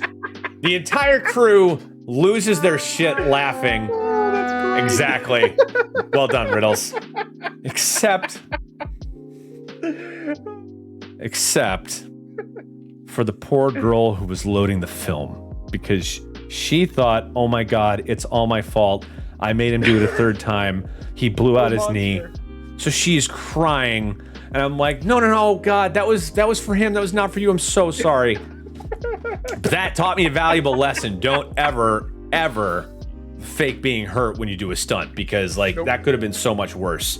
Mm-hmm. So student film teaches you a lot. The same guy that I did a film for when I first come back from stunt school, they did another one that was a sequel to it, and I had a friend of mine, and we're doing a gag where we were hanging her up, and I put her in my jerk harness so we could just attach it and hang it. And this was just inexperience on my part. I didn't have enough experience with being in a harness, and she blacked out because of her weight, and the harness, like, it cut off circulation. So like, and So like it was a bunch of us like going up the ladder to pick her up to take her off the hole, because I didn't rig it where I could lower her up and down. It was just a dead hang, which I have never done since because of this reason. But like we had to catch her as she came down. Like it was scary. It was scary, and it was a dumb move. It's one of those things that it's tough because I feel like when you're working in the stunt industry, there's a lot of stuff that you do that you can take for granted because you've got to know how your body's going to react. And normally, if you're doing stunt work, you put into enough situations that you know what's the difference between being injured or being hurt, or like what's the difference between like being injured, having an actual injury, or just being hurt, or knowing the difference between, okay, I can sit in this position for 2 or 3 hours. It's going to be uncomfortable, but I know when I'm in danger. It is so easy to take that for granted when you're working with people that don't do that stuff. Yeah, they don't know. I mean, it was for all. Yeah, dick. Exactly. It's true. It was her fault. She didn't love the film correctly. So my first professional stunt gig was non-union when I got here, and it was for a 88 Riddles wants to know your opinion on stunts versus voices. You can do only one for the rest of your career? Stunts versus voice work. I can only do one for the rest of my career. Voice work, hands down, no question asked. Done. Voice work. My body won't hurt. I get to be at home, record, send it, and be done and collect a check. Hands down, no question asked. Voiceover work. Was between special effects or stunts? Special effects. Yep. Fucking heartbeat. Like that's it. The stories are great. My back hurts every fucking day since I was 24 years old. I have a buddy of mine who was a stunt guy, and he's worked on a bunch of stuff, but I met him because he was apprenticing to get into special effects, into the union, into the local. He was like, yeah, man, I love doing stunts, but like work's scarce and I don't want to be doing it for the rest of my life. It hurts. It's like being a grip. Yeah. It's like all the people I know that are grips that are old, they're really tired.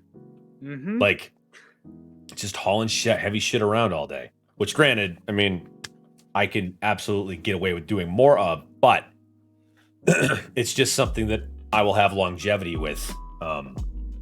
There's something to say about not waking up when the weather changes and feeling like your whole body's shutting down. Oh my God. Like that's the world I want to live in. I don't want to feel like a fucking Is there a world where I can wake up and not hurt? Yes. I'll get out of you passed that because you're 40. But yeah, no, move my ankle and that loud snapping sound that you can hear through the whole fucking house every morning. That's how I know I'm awake. Just am I dreaming? I move my ankle. There's no noise. Okay, I'm sleeping. I'm having a dream. I get up and I'm just like, all right, now we're alive. Yep, we're awake. Survive another day. We're awake. Yeah, I usually will I'll stand up and I'll roll my toes back and stand on them. Delete a friend from Facebook. What would make you delete a friend from Facebook? Many things. 88 Riddles asks, how would you convince an alien to stay on Earth?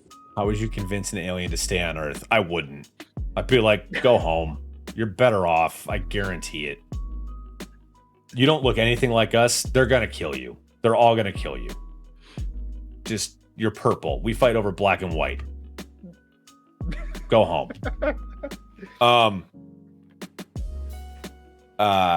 Oh yeah. So the first professional stunt gig that I had, it was non-union because I wasn't SAG yet, but it was for a Square Enix commercial. It was a live action commercial asks, for a game. If you were a ghost, what if you were a ghost, what place would you haunt?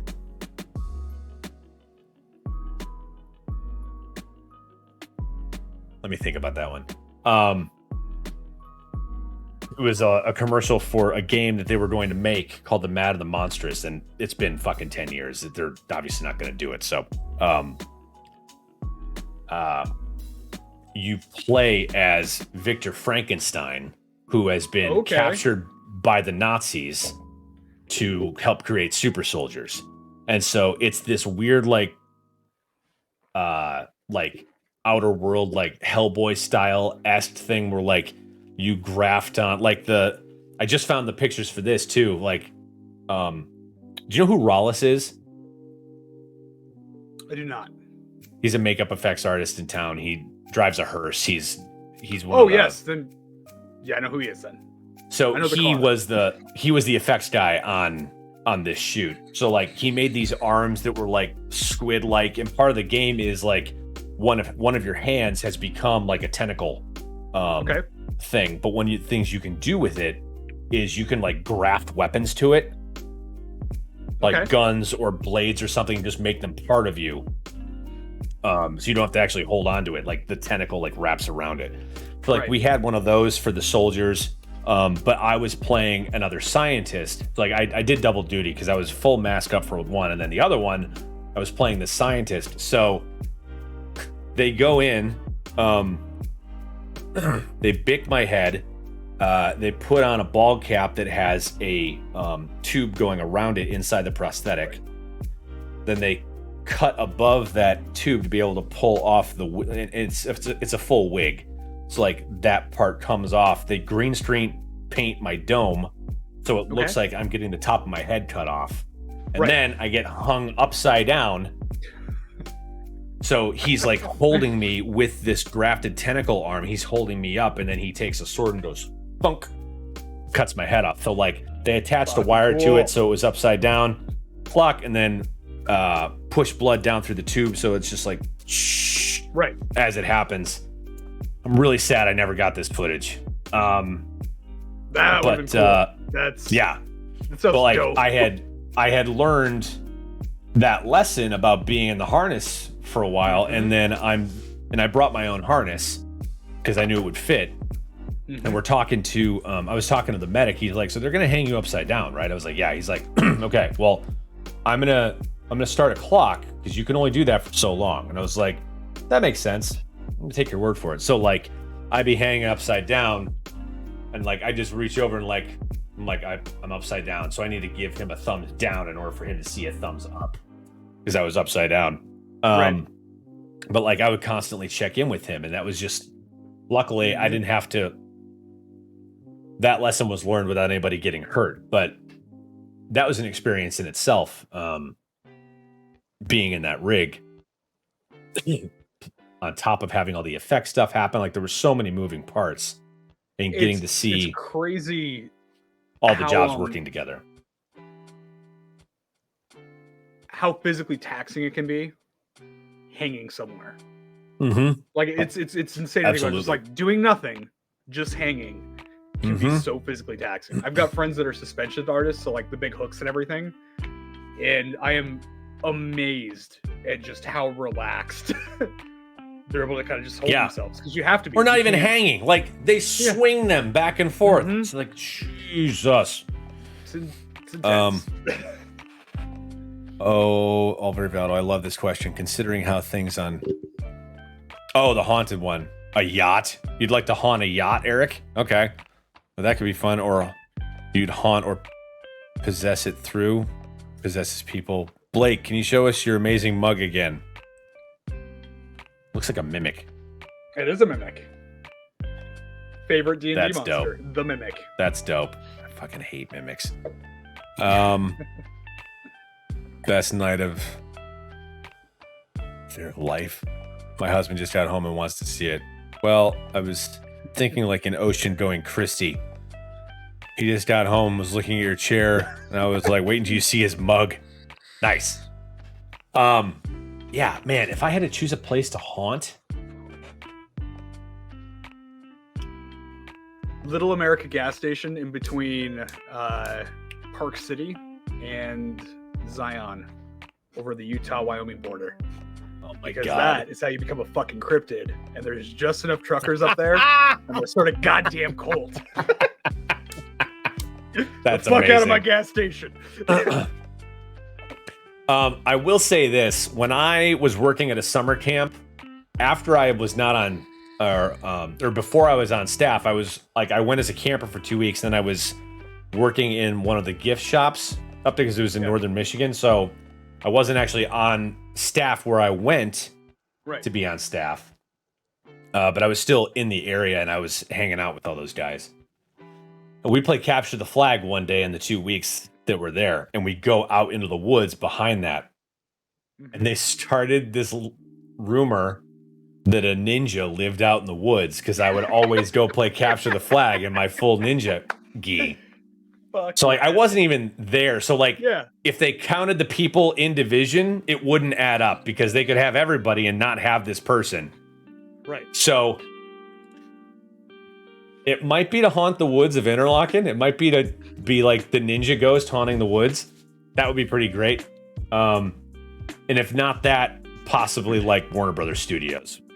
Ooh, that'd be a good one. Just to be able to like bounce between the stages and see what everybody's working on and like leave on the ghost light. Shit, he's back. Like, I think that would be fun. You know what? I think there's a goal that anybody should have, especially like in this day and age. The goal that I've always wanted to have since I was a little kid: become a cryptid. Become a cryptid. That's it. Solid. I can't wait till I'm old, living out in the woods somewhere, and I get to be that old crazy person that everyone talks about that lives in the middle of nowhere. Boat means I get to travel. That makes sense, Eric. Yeah, you could. Yeah, if you haunted a boat, you could travel all over the place. I'll be right back. I gotta grab something real quick. Do it. I so want to be a werewolf. I have a feeling he's going to get the squirrel. Chair is pretty rocking. Oh man, gang, y'all are ridiculous. Thank you so much for the for all the subs and support, especially this month. Like, it's been rough. So thank you again. That the hype train we first started off. You people are amazing and ridiculous. You're all ridiculous, and I love you all. He's not back yet. Oh, so for people that were asking, because some of you were, they're apparently with the IATSE strike nonsense that was happening. People are not happy with what they came back with. So, at least as of 4 days ago, there were a lot of people I know that were going to be voting no on it because they kept a bunch of stuff they already had and called it a win. They upped a couple of things, but like it's really not a good deal from what I'm hearing. So I'm actually going to possibly have my friend Ray on. She's a set dresser. At least I'm going to try and I'm going to see if she's available to come and talk on the show possibly next week and chat a little bit about it. So that's a thing.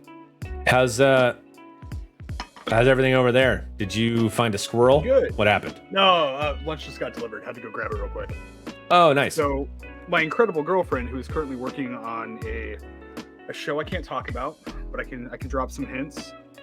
There's a baby in it. He's green.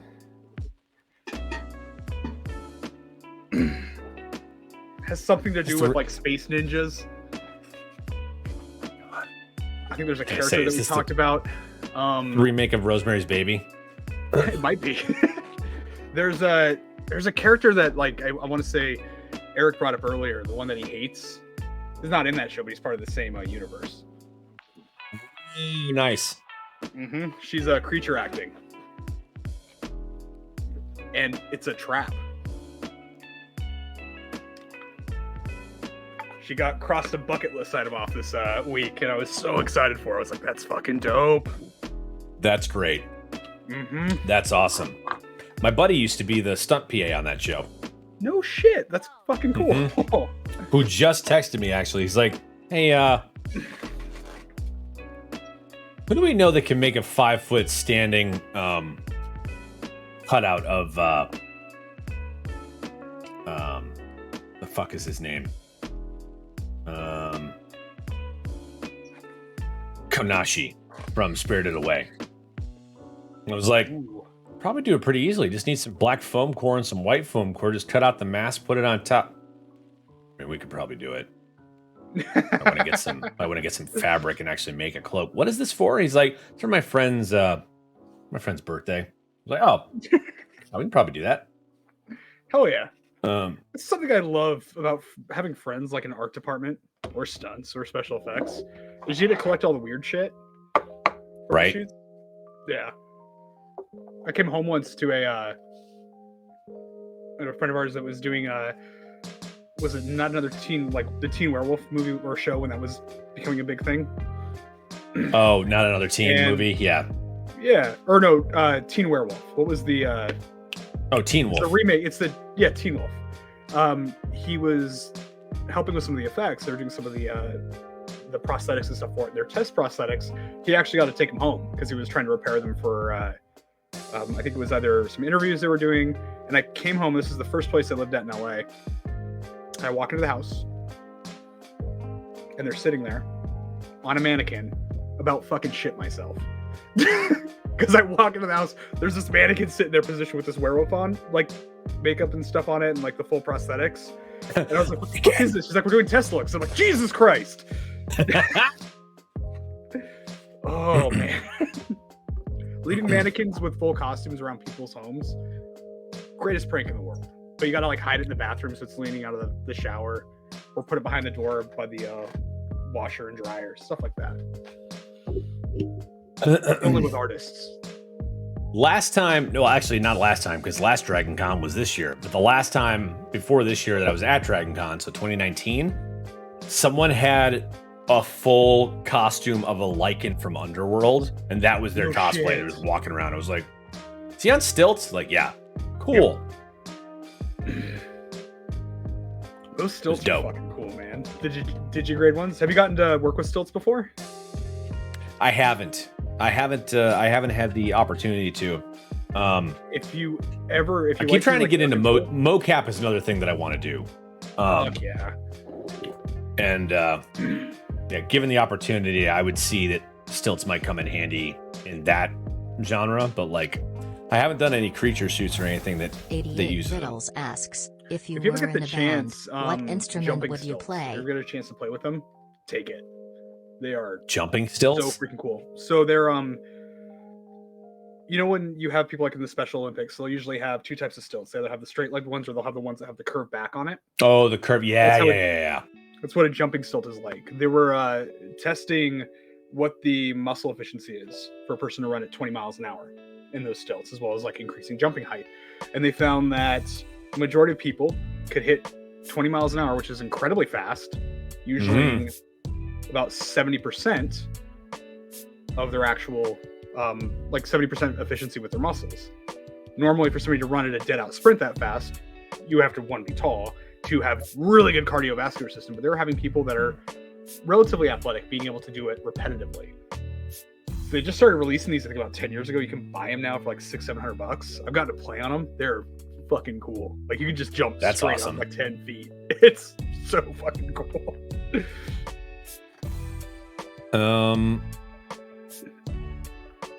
If you were in a band, what instrument would you play? Banjo. Nice. Yeah. I've always been a fan of steel guitar. That would be cool, or just like regular guitar, like electric guitar. I've always been interested in the guitar, but I've never, or actually violin, like the fiddle. Oh, that would be cool. The fiddle's so freaking cool. Yeah. The only instrument I took some piano lessons and I played the clarinet for a hot minute in middle school before I got to high school. And I was like, I'm not going to stay in band because I'm a singer, so I'm going to go into choir anyway. So I'm going to not pay for the rest of this instrument and give it back and buy my time. So, yeah, Eric. Well, you play drums anyway, Eric. Oh, nice. I played drums in high school for a little bit. Drums and singing were the two for me. I tried picking up guitar. I can play banjo very, very poorly. But to quote Futurama, I got these stupid fingers. Very stupid fingers.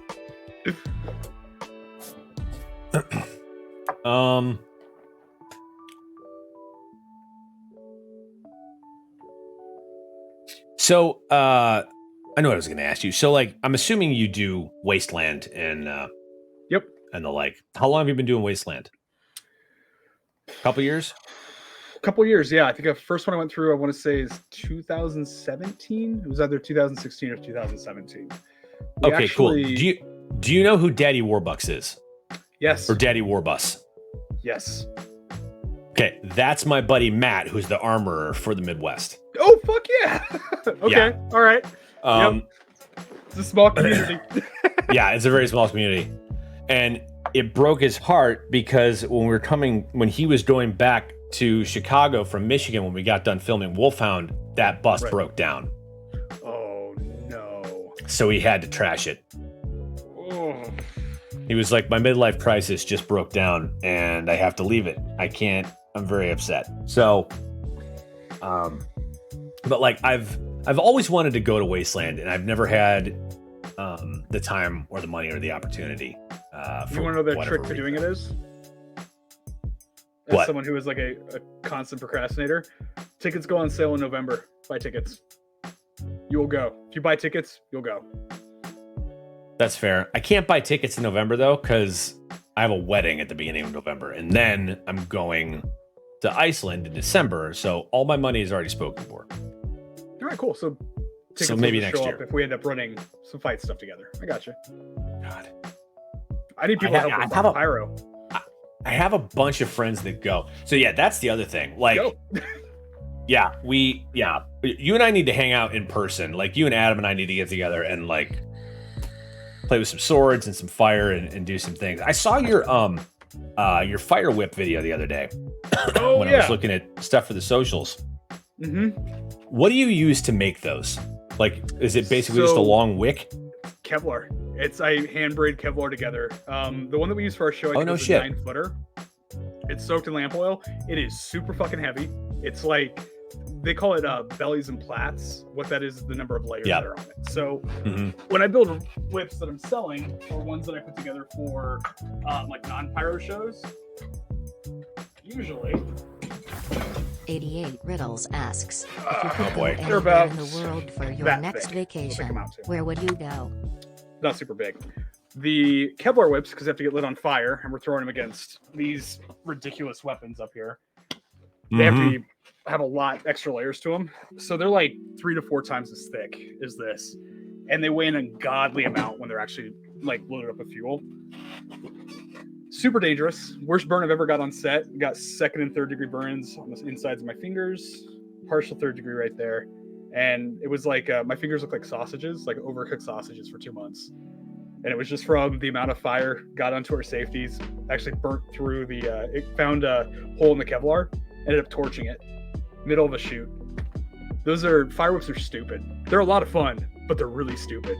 Don't do fight choreography with them. Yeah. I'm going to keep doing it, but don't do it. Fair enough. I haven't done a whole lot of whip stuff in a fight yet. I've been training myself like every once in a while. Like I've got a 16-footer that makes a whole lot of noise.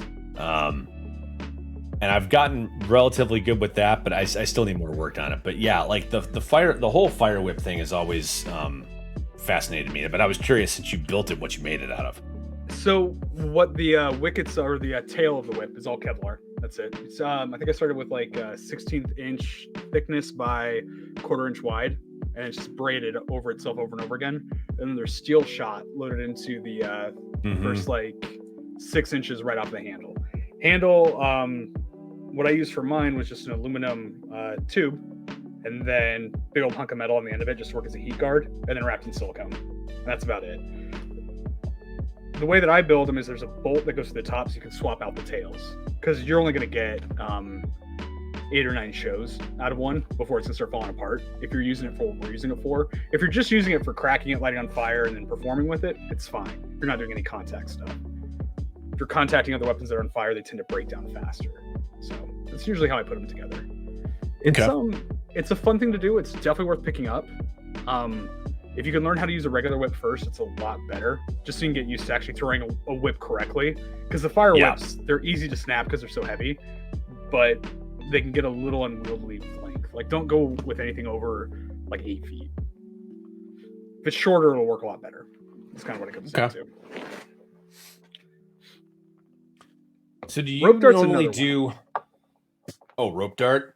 Rope dart, practice with rope dart. You'll learn all the fundamentals you'll need to with a whip, especially if it's on fire, because you'll know how to get out of the way.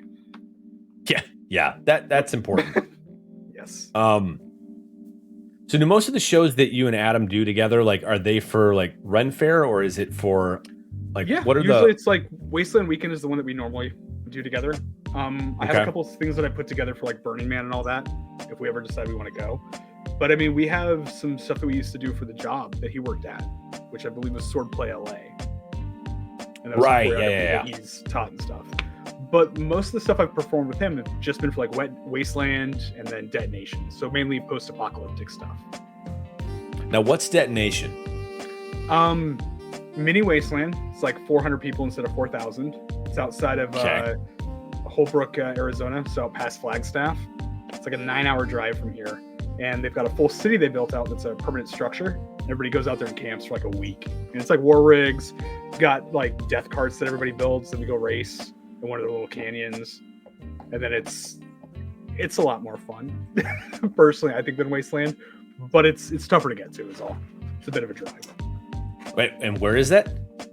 It's outside of, I want to say, Flagstaff. It's one of the towns over. I want to say it's Holbrook, but it's past Flagstaff, Arizona.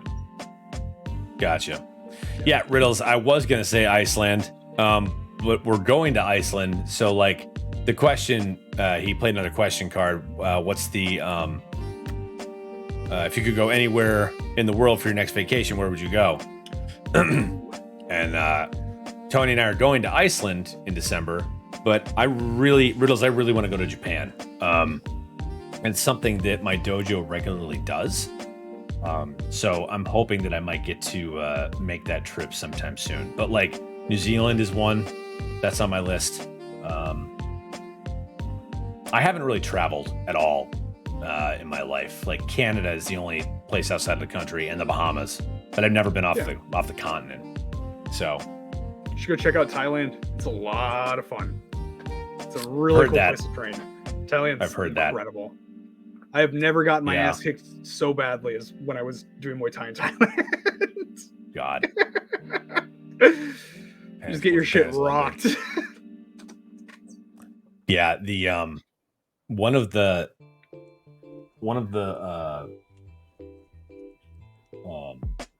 Sokes of our art just did he did a weekend in Dayton that I wish I could have gone to, but again, just like money and timing, just couldn't make it. But he was supposed to do it in 2020, so like all the swag that they had was like 2020 swag. Yeah. So Steven, one of the guys at the dojo, he came back. He's like, I got a bag. It's like 2020. Oh, right. He's like, yeah. It was surreal. Yeah, it's Southeast Asia is great. Singapore, probably one of the most beautiful cities that they've ever gotten to go to. Another cool place to check out. Training there is brutal. I bet. We're where in March, Eric? Thailand? What are you going there in March for?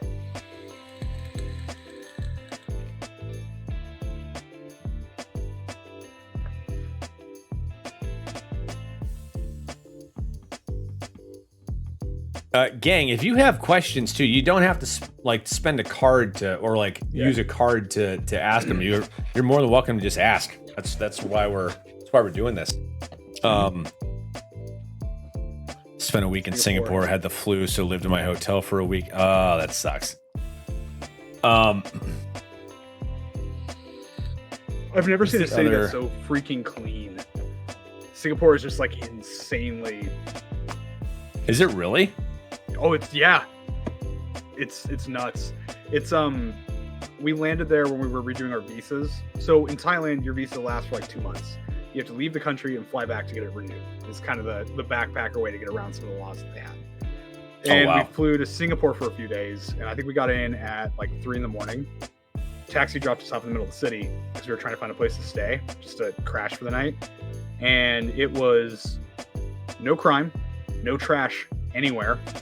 Like it was like we were walking into some weird uber clean high arts district in Cyberpunk. Like it is insane, like just how the lights, how beautiful everything, all the tech that's out there. Like it is nuts.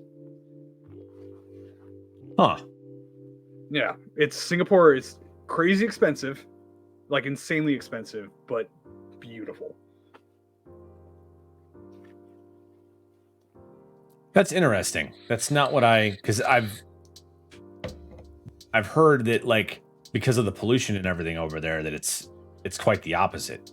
When we were there in like 2013, 2000, I think it was 2014 is when we were over there. And it might have just been this part of the city that we were in because we were towards the center. It was gorgeous looking.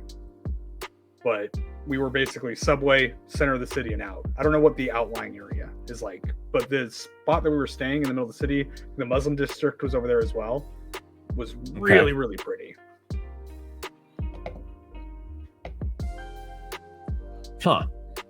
Yeah, I'd love to go. Just like the temples alone that I've seen pictures of over there are Dude, just... the Thai temples are incredible. Yeah.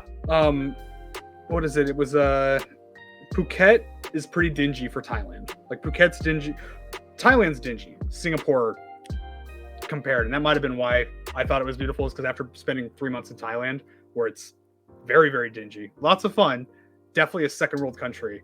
Going from there to Singapore, the how different it is, for how relatively close they are, is pretty crazy. Because it's when you're in like Phuket, Hua Hin, Bangkok, or Chiang Mai, there is... I felt safer there walking around at night than I have in LA, but it is way less infrastructure out there. Like you'll see, like when the monsoons hit or whenever like the big rainy season's going on, you'll see like the electrical cables and stuff. Like just the lack of cohesive city planning really shows there, is the best way I can put it. But it's like, Thailand is Detroit. God. With possibly better food. Agreed. Japan. Oh, you'll be in Japan in March? What are you going there for? Yeah, I was there on a visa run from Thailand. There's all services that'll run you to the border. That's cool. Mm-hmm. Glad I could catch the stream. See you Monday, Drew. Nessie, thanks for hanging out. Great having you here. Wait, Nessie, are you not going to be around tonight? Are you not coming back for spoopiness? Why no spoopy? Gotta go haunt that gas station, man. Yeah, we gotta go haunt a gas station. That would be a cool... Right? Man, they needed to do a little bit more commercial stuff on Phasmo. Like an old gas station, that would be creepy as shit. Games that I wish would have been there. Spookiness! Friday the 13th. I enjoy that. I enjoy that game a lot. Have you played In Silence?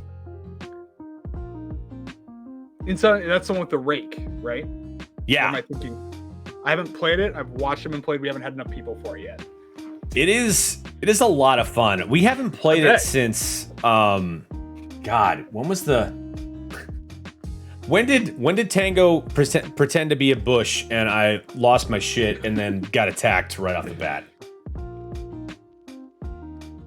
It's a while ago. Have you played Devourer lately? I haven't. I played Devourer the other day. They added the Asylum. Yeah, they have the Asylum. They have the Hot Spring, or I don't know if it's named the Hot Springs or what, but they have a third map that's on now, and it's kind of rough. The monster they're using for it's really good. Yeah, I haven't gotten through. I haven't gotten through the newest. At least I think it's the newest. The Catacombs in Labyrinthine. Haven't gotten through that yet either. A preschool with a creepy basement. Oh God. We should just start shooting commercials for Stream Loots. When I killed you, yeah. That's the last time we played because we were bouncing around so much. Maybe I gotta pack and get ready to drive to LA. Why are you driving to LA? What's happening there?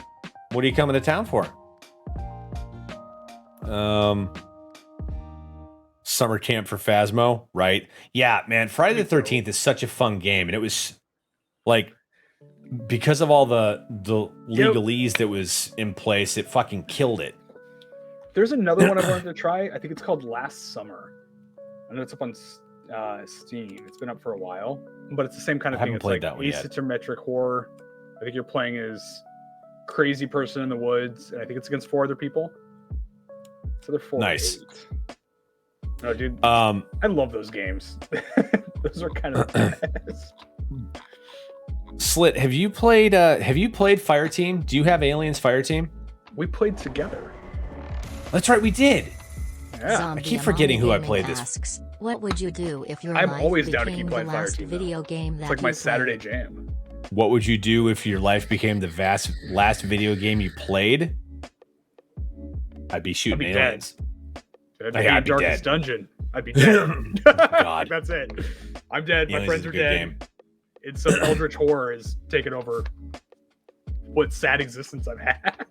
Right. My favorite movie is Friday the 13th. Eric is a huge Jason nut. I'd be in Yorzier? Is it supposed to be Forza? Or is that a game? Yorzier? I don't know what that is. I think it's Meditate. supposed to be Forza. Yeah, dude. Favorite- Go ahead. Sorry.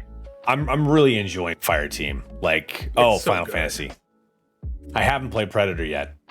I've heard it's Neither have I. similar to Friday the 13th, but you play a Predator instead. We should do that one of these nights. Yeah, I haven't picked that up yet. But I'm starting to like. I'm enjoying Aliens so much that I'm putting together a Streamloots pack for it. So you can pick like the loadout. I'm gonna have a legendary where you can have no perks. It's just a blank screen. I've been looking at what you guys have been doing with Streamloots. I want to put something for Darkest Dungeon 2 when that comes out on the 27th. Like, do you stuff have you guys are like? doing with Streamloots is so good. Do you have an account set up yet? Yep, I do. Okay, good.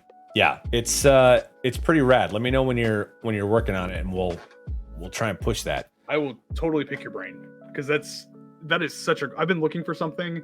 There was a mod I picked up before. I think it's called Token Tool that like lets chat control your game or your controls when you're doing something. I can't program to save my life because again, I can barely read. If it's not in cave paintings, I don't know how to do it. When I saw what you guys were doing with Cyberpunk with Streamloots, I was like, this is perfect. This is fantastic.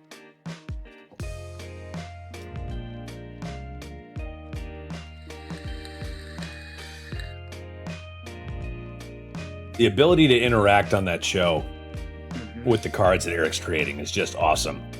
I love that because like with the Cyberpunk, they were doing they were building the mission we had to go on, and now they're playing as the replicant for the Aliens game. Like, it's super cool. I'm really digging it. So awesome. It's such a good idea. No, Fireteam, I am very much down to do like a insane difficulty run through where you're playing against chat with all this stuff that can do. Yeah, that's the thing. Like, pick the loadout, choose whether or not I play a challenge card, what color that challenge card is. Oh, it's great. It's fucking cool. Speaking of what Alien, mission it is. First thing I ever sculpted. This is like when I knew I wanted to get the special asks, effects. You are on an island. What is the first thing you do? What, you're on an island. What's the first thing you do? Oh, I don't know if it will work. There's too much light. Is that a Xeno? What is that? Yeah. Full xenomorph head. Oh, nice. Yeah. So is your shop like? Do you work for a company or do you like? Are you I just freelance? That's it. You just freelance? Okay. Yep. And is your shop at home? Yeah, it's just out in the garage. So you've got like welders out here, bunch of different tools, and then I've got like just tons of clay, and then I usually restock on silicone every couple of months just to build stuff out. Most of the things that I build, it's people hit me up and be like, hey, I want this for a party that we're doing, or I want some stuff built for this weird show that we're doing. And then I'll usually either put it together in-house, or I've got some armorers and metal fabricators that are over in San Francisco that I'll send plans to. They'll cut the stuff, send it off to me, and then I'll weld everything up. So most of the weapons, this one right here, this is one that I prototyped out, had them send me the parts for it. We built the weighting for it, tested everything out, and then he's actually selling it out of his store now. So. Oh, no shit. Yeah. It's a national armory. Are you supplying them with that, or did you just build the I just built the prototype for him, and then we just have a deal worked out where he'll do my advertising for me whenever I need it. If I ever need parts, he just tells me what I need. He's a good friend of mine, and we've worked together for a while. So when I told him what I wanted, he actually got everything cut for me, didn't charge me for it, sent it out. So we just have kind of this rule back and forth where if I need something, he hooks me up. If he needs something designed, he doesn't know quite how to do it. He just tells me what he wants, and I figure out how to do it. That's dope. It's very, very low key. It's just kind of how I prefer it. If I was doing this professionally, like if this was my day job, it'd be different. But for this kind of stuff, it's for how I prefer to do it. Yeah. Let's see. There is an online shop. Etsy, it's Desert Trash. Is what it's under. Etsy Desert Trash. Yep. Or it's just when people hit me up through Instagram if they want something built. I don't know if the store's still up and running. I think it is. I took most of it down through COVID, but I think there's still some special effects stuff up there. Or some weapons, at least. A few floggers. The kink community has hired me for a lot of work, which is the weirdest thing I've had in LA. It's awesome. But definitely didn't expect it when I first started building stuff. Yeah. Yeah, there's a lot of call for that. Mm-hmm. I just finished my Shibari rope course. Nice. Very cool. Super useful for rigging. I'm not seeing it on here. Yeah, it is. Yeah, it is. It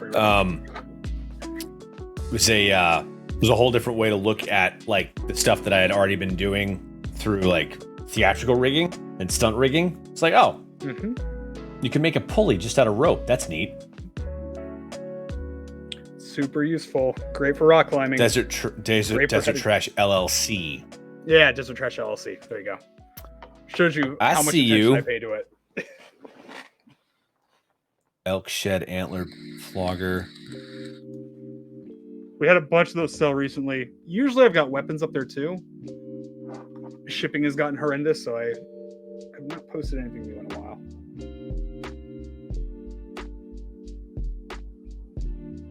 What kind of leather do you normally use? Buffalo or? I'll use cowhide, bison or elk, and then deer. Cowhide and deer. Okay. Deer for the handles, cowhide for the actual floggers. If I'm doing like leather wrapping, this is something we had up for a while, but then I realized it's impossible to ship without having to take it apart. Right? Yeah. For these, I'll usually just use either pigskin or it'll be deer, just because it's easier to hold on to. Pigskin's really soft. It's so nice. With the floggers, though, let's see if I've actually got one sitting around somewhere. Yeah, here we go. This is a set we made for a friend's. She had a show she was doing at Bar Sinister when it was still open, pre-COVID. And these are the ones we built for her. These are deer for the handles, and then cowhide for the tails itself.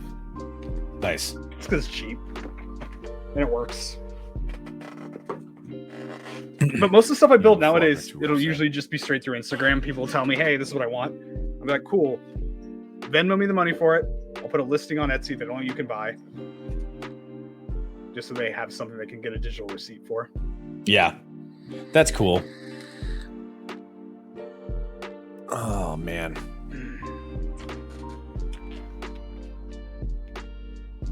Two flogger. Oh, on favorite the website. 80s. I was catching up on chat. Yeah. 80s horror movies. What's your favorite? See, it's a toss-up, but it's between John Carpenter and John Carpenter and John Carpenter. The Thing? Yeah. The Thing? It's the We're thing. in the same boat. We're in the same fucking boat. Like, it's the thing, but like, I'm a huge Lovecraft fan, so like, The Fog is also on that list. Like, oh, that's a good point. Because like, it's so Lovecraftian, like it's straight up, like it's fucking Ghost Pirates. Like, and that's another, like, he was an indie filmmaker, so like a lot of the tricks that he came up with are like industry standard now, because like he did the work to figure that shit out. Did you ever play the Thing video game? It was for the Xbox. It was like early 2000s, I think is when it came out. Like the OG Xbox? Yes. I don't think I did. They did. I didn't even know it was. Yeah, they did a John Carpenter's The Thing video game. What? And I had watched the movie because I think I was like 13 or 14 at the time. Had watched the movie, played the game, and then just spent like a week watching the movie back to back to back. But I believe it was the original Xbox. I think it was The Thing. It might even be John Carpenter's The Thing. Konami made this? Mm-hmm. What the fuck? I had no idea this was a thing. Dude, it's so good. It's like you actually have to test people's blood and shit in it. And my 14-year-old eyes, when you see the fucking blood, like the when you're doing the test on them and the guys start freaking out, I was like, this is fucking terrifying. It's got like this nice Silent Hill kind of vibe to it. Yeah. Yeah, man. I don't know how well it's aged. I mean, Jesus Christ. Oh man. This looks like THQ could have had a hand in this too. Maybe it's the same engine. It kind of looks like Summoner. Well, look, Summoner was another. Nobody like the knows face what I'm talking mapping about when I and bring stuff. up that gun. Eric worked on that. No shit. Yeah, he worked at THQ for a little while. Damn. I think so. Didn't you work on midway through, right? Didn't you? Yeah, his hand. Yeah. Yep, Eric, didn't you work on that game?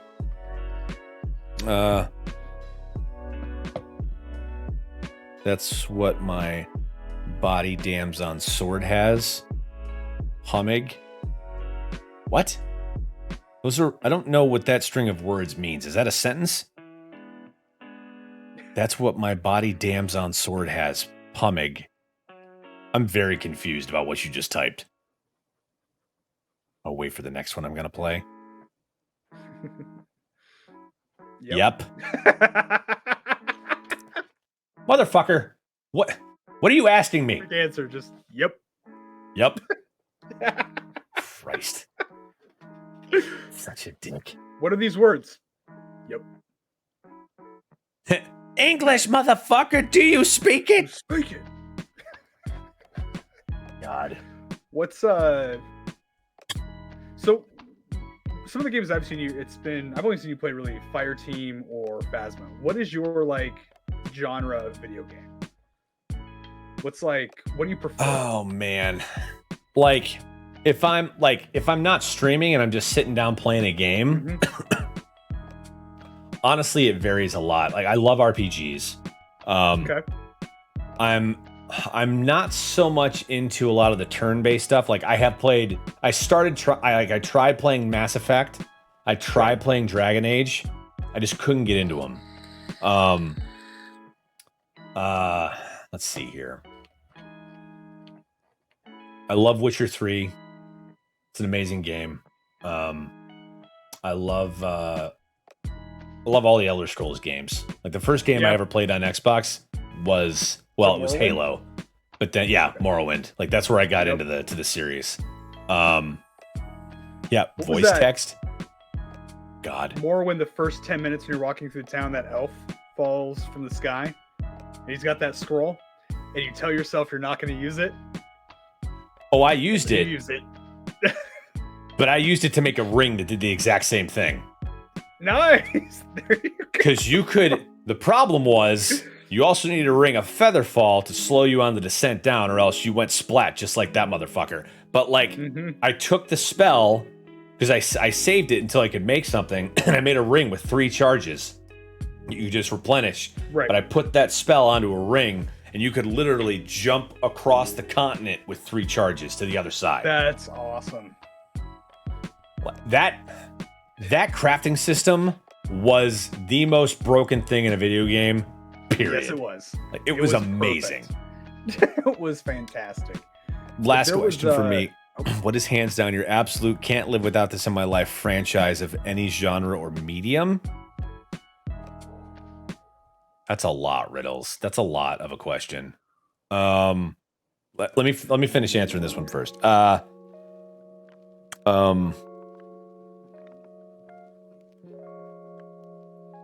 a big fan of shooters, especially if they have like a different taste to them, like BioShock. Love the BioShock series. I loved Halo. I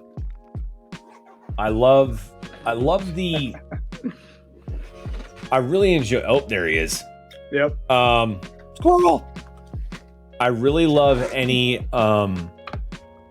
video game that has a good enough story that can draw you in. And I love having people to play with. Like, I got into MMOs as I started playing World of Warcraft because I moved away from Michigan and I couldn't game with my friends every weekend.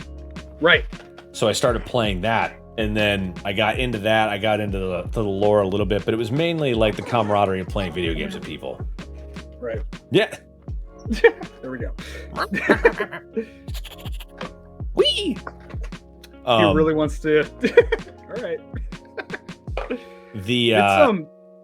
Like, I quit playing WoW to play Old Republic because like Eric and I and a bunch of Old Republic was so good. And apparently, like, they just had a new update. Like, there's a new storyline happening.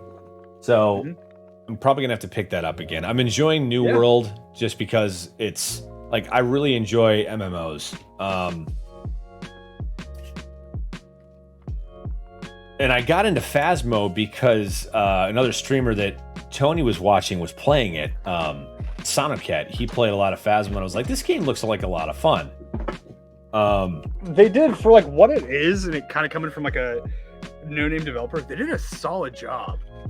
Well, because it's not. They was one guy up until very recently, which is nuts. Like, the fact that he put that whole game together himself, it's crazy. Also, dumb. Like, he could have hired many people before he actually did. But yeah, I'm really enjoying the whole horror game market right now. Let's see, what else is on my Steam right now? Let's take a look. In my favorites, I've got Aliens. I got Among Us. We should do a big game of Among Us sometime. I would love that. That would be fun. Apex. I'm really enjoying Forewarned right now.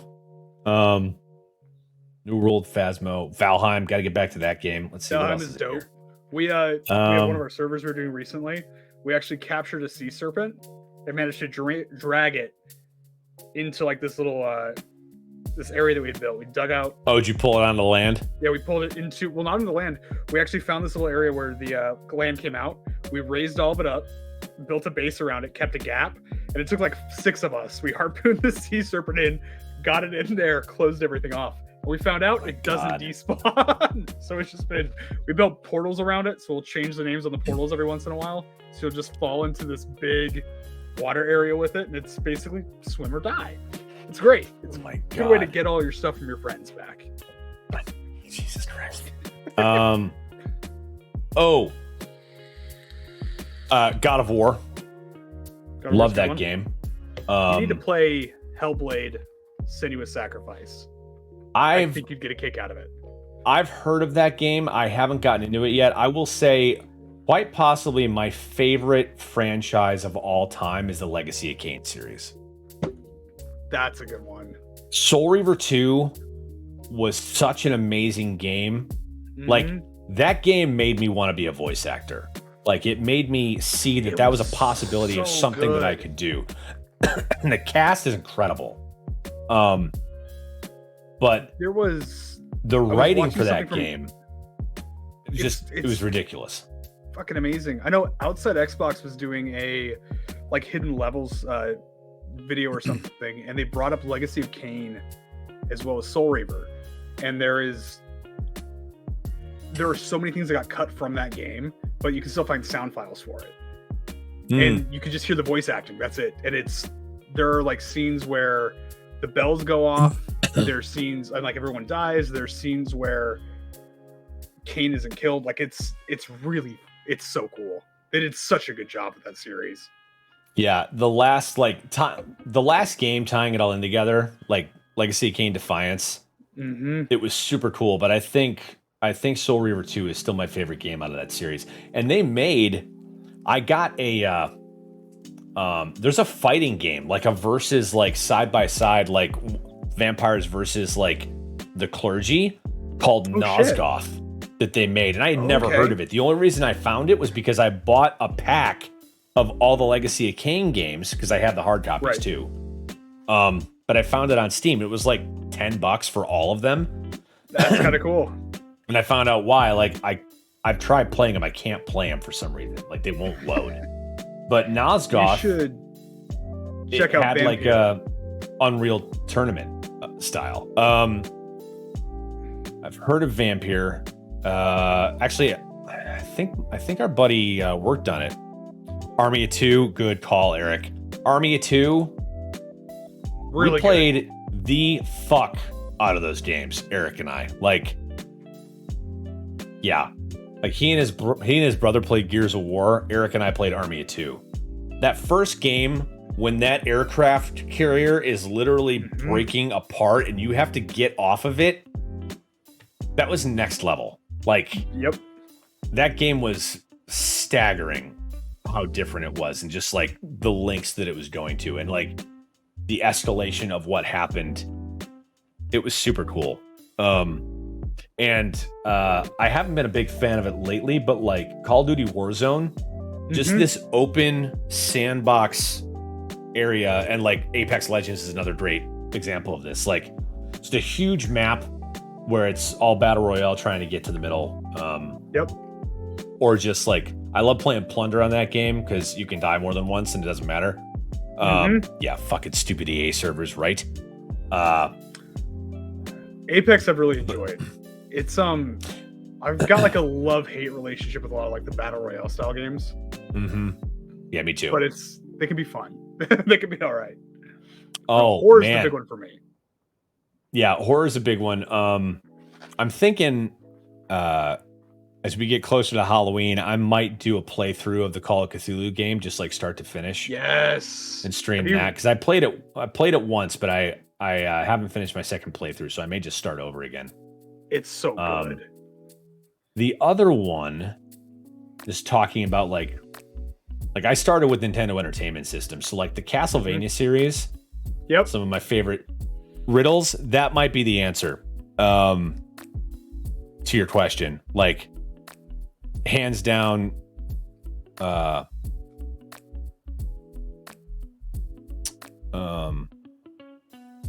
can't live without this in my life franchise of any genre or medium.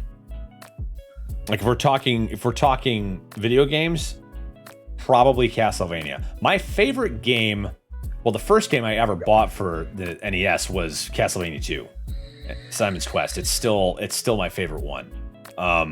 Just like Ocarina of Time is my favorite Zelda game ever. Majora's Mask for me for Zelda.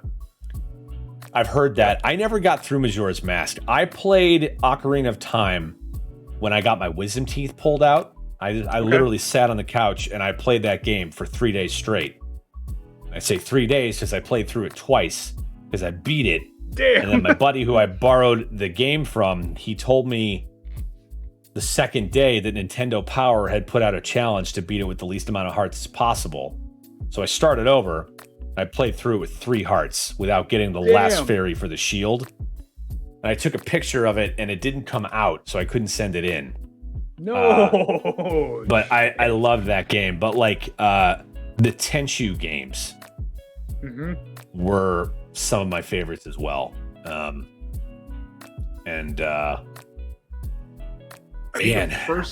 was never a huge Final Fantasy fan, but Final Fantasy Tactics, I played the shit out of that game too. It's a big one.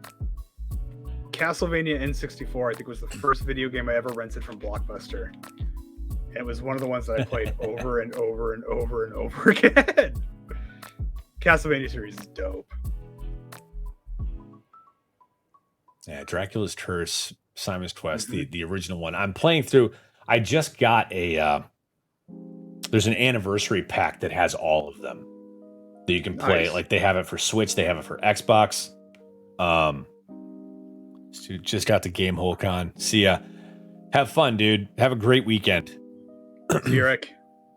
My stupid Hastier was my nightmare when I played Ultima Online way back in the day. That tracks.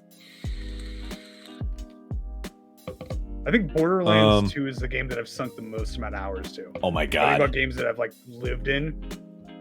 Borderlands 2, Tiny Assault on Dragon Keep is the best DLC ever.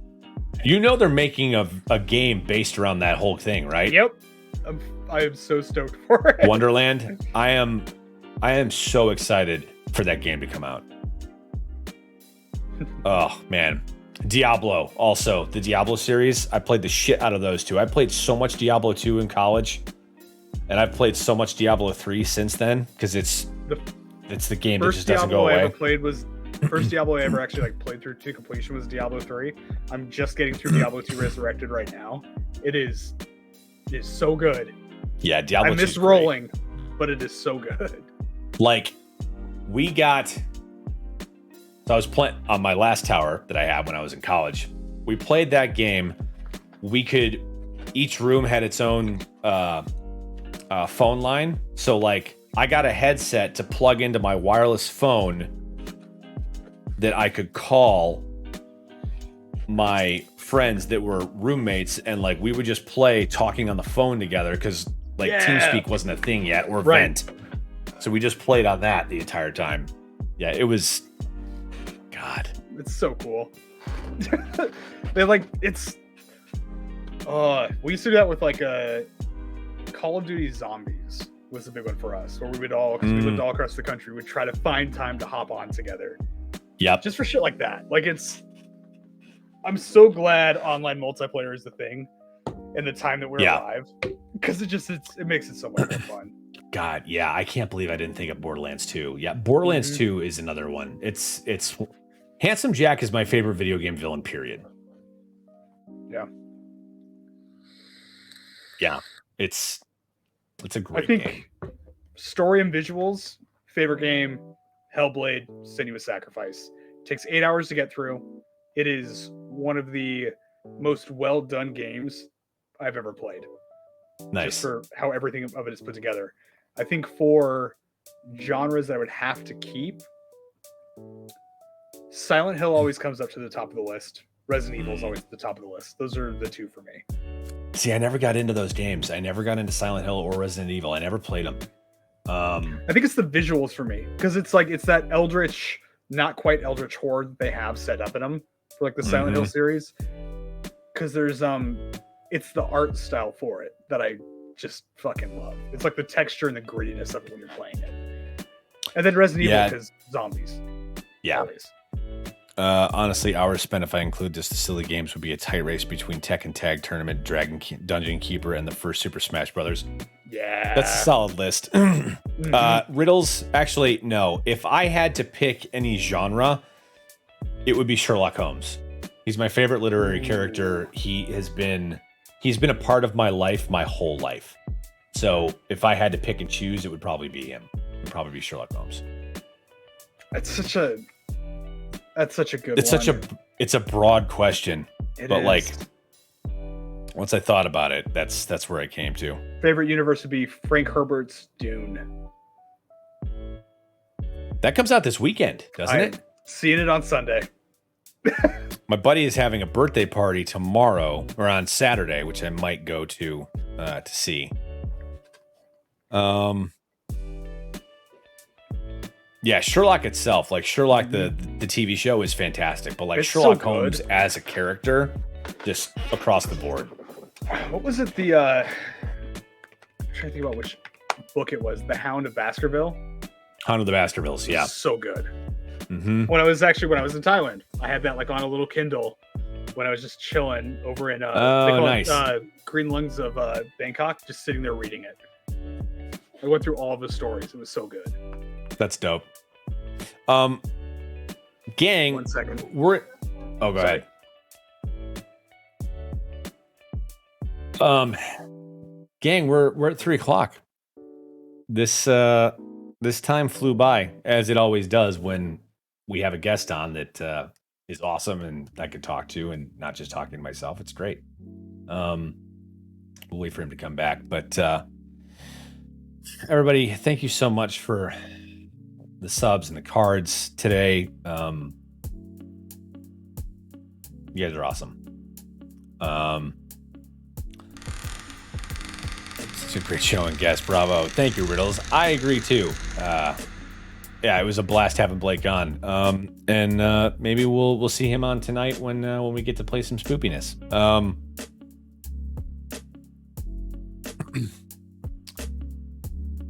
Let's see here. While he comes back, see who's on, see who we can raid.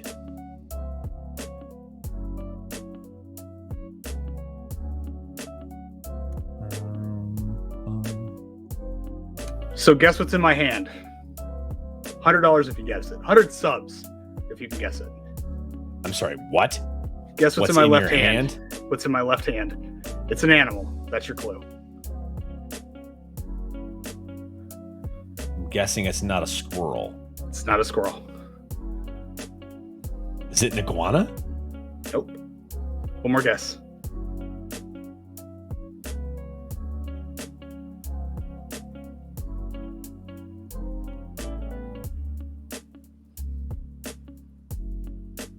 Trying to think about everything we talked about today.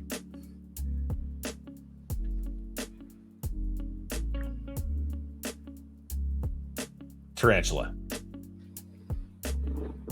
Bird flew into the house. Oh, Jesus Christ. Yeah. Is that a finch? What is that? Oh. Yep. I'm a Disney princess, apparently. Jesus Christ. Did it make its way outside? It did. Just flew out. Awesome. Well, dude, we talked ourselves out of time. It's 3:00. There we go. 3 hours just flew by. It's fantastic. Thanks for having me, man. Yeah, dude, absolutely. Thank you for coming on. Oh, God, fuck. How could I not mention Sea of Thieves? Yes. I love Sea of Thieves. Yes. I love that game so much. Next time you're playing Sea of Thieves, let me know. I am always down. So Zombie, I played a card for Zombie the other day that made her plan a 4-hour stream. We're trying to figure out a way to make it work. We might be playing Sea of Thieves tomorrow. I need to figure out what is happening with the rest of the day, but that may happen tomorrow. You guys doing Phasmo tonight? Yeah, so Blake is my second favorite Disney princess now. Mine too, Riddles, hands down. Moana's my favorite. See if we can find somebody to raid here. I don't see anybody on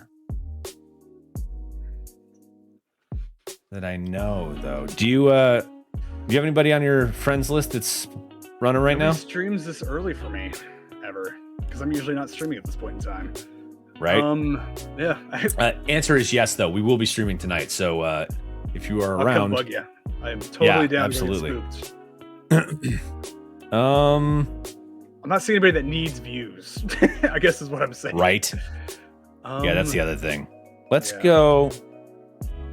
You know what? Since it's the audience that we'll be looking at, let's go see who's streaming Phasmo. 177 viewers. He doesn't need my help. Nope.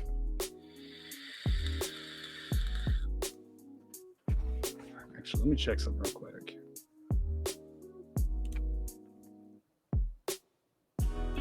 Seeing if any of my streamer friends have anybody that they're watching right now. There you go. Nothing. Well, if they weren't watching you on this show, they're not friends. Garbage. There we go. Unsubscribe, everybody.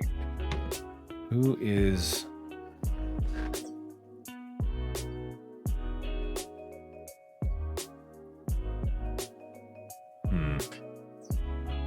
close your eyes and they won't see you. That is not how you play that game. It's not how that works. It's a trick. Just close your eyes. It'll be good.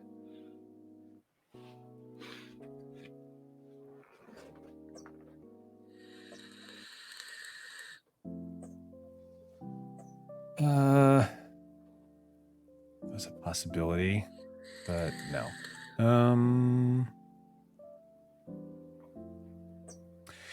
This is the early. It's already 6 p.m. Got to rate a big streamer so they owe you and raid you back sometime. I mean, it's true. All you can do is hope. Let's go raid Pace. Tell Eric to live stream whatever he's doing so we can raid him there. Oh, he just got to Game Hulk on. So Nice. You got your person? no, not yet. I'm gonna keep fire eating to fill dead time. Do it. This is how you get in All shape, kids. Eat things without calories.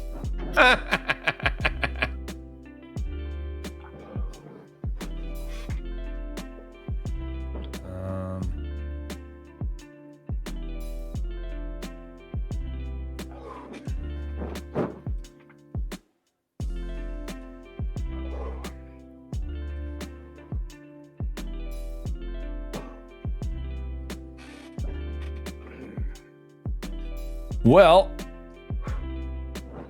Dwarven Forge Live, Hamster's Hobby Hang.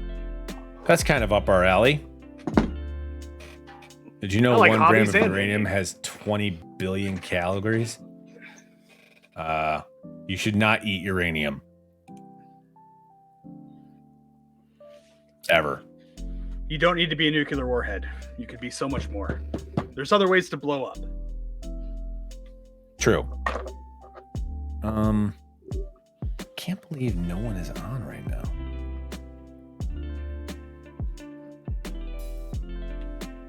Oh shit.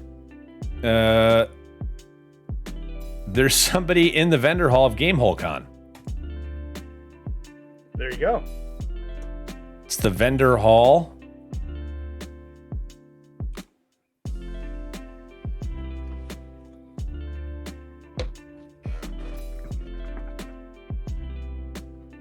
I mean, this was a pain in the ass. That's all I just heard. I don't. Nope, that's not what I wanted. We've got a Dungeons and Dragons stream we can hop on. People you know? I've read them a few times. I've hopped on mine. I don't know them super well, but Yeah, cool. dude's wearing a captain's hat. God, Captain Robert. I don't know that I've seen them actually play live. I keep seeing reruns of him. Let me see if they're actually up right now. Guy that I know, Gat Crew, or not Gat Crew. Gat Crew is great, but I'm thinking of Mud. Actually, we got somebody playing Phasmo. What's their name? Slashly. So SLASHLEY TV. SLASH LEY. Phasmo. Slashly TV. That's it. All right. Well, There we go. Problem solved. we're gonna go raid Slashly. Go back to single cam for a second. Gang, thank you again so much for all the support. I can't put into words what it means. Honestly, you're saving my life right now. So thank you. And thank you to our awesome guest, Blake, for coming on and hanging out, dude. Thank you so much. Thanks for I can't having wait me. to hang out with you in person. And yeah. we're going to build some shit and burn some shit. Very much All right. down. Start this raid. And we'll see y'all tonight, 8 o'clock. If you're not watching Critical Role, come hang out and hunt some ghosts with us. Spooky ghost. Spooky ghost. All right. Spooky. Strength and luck, everybody. See you later.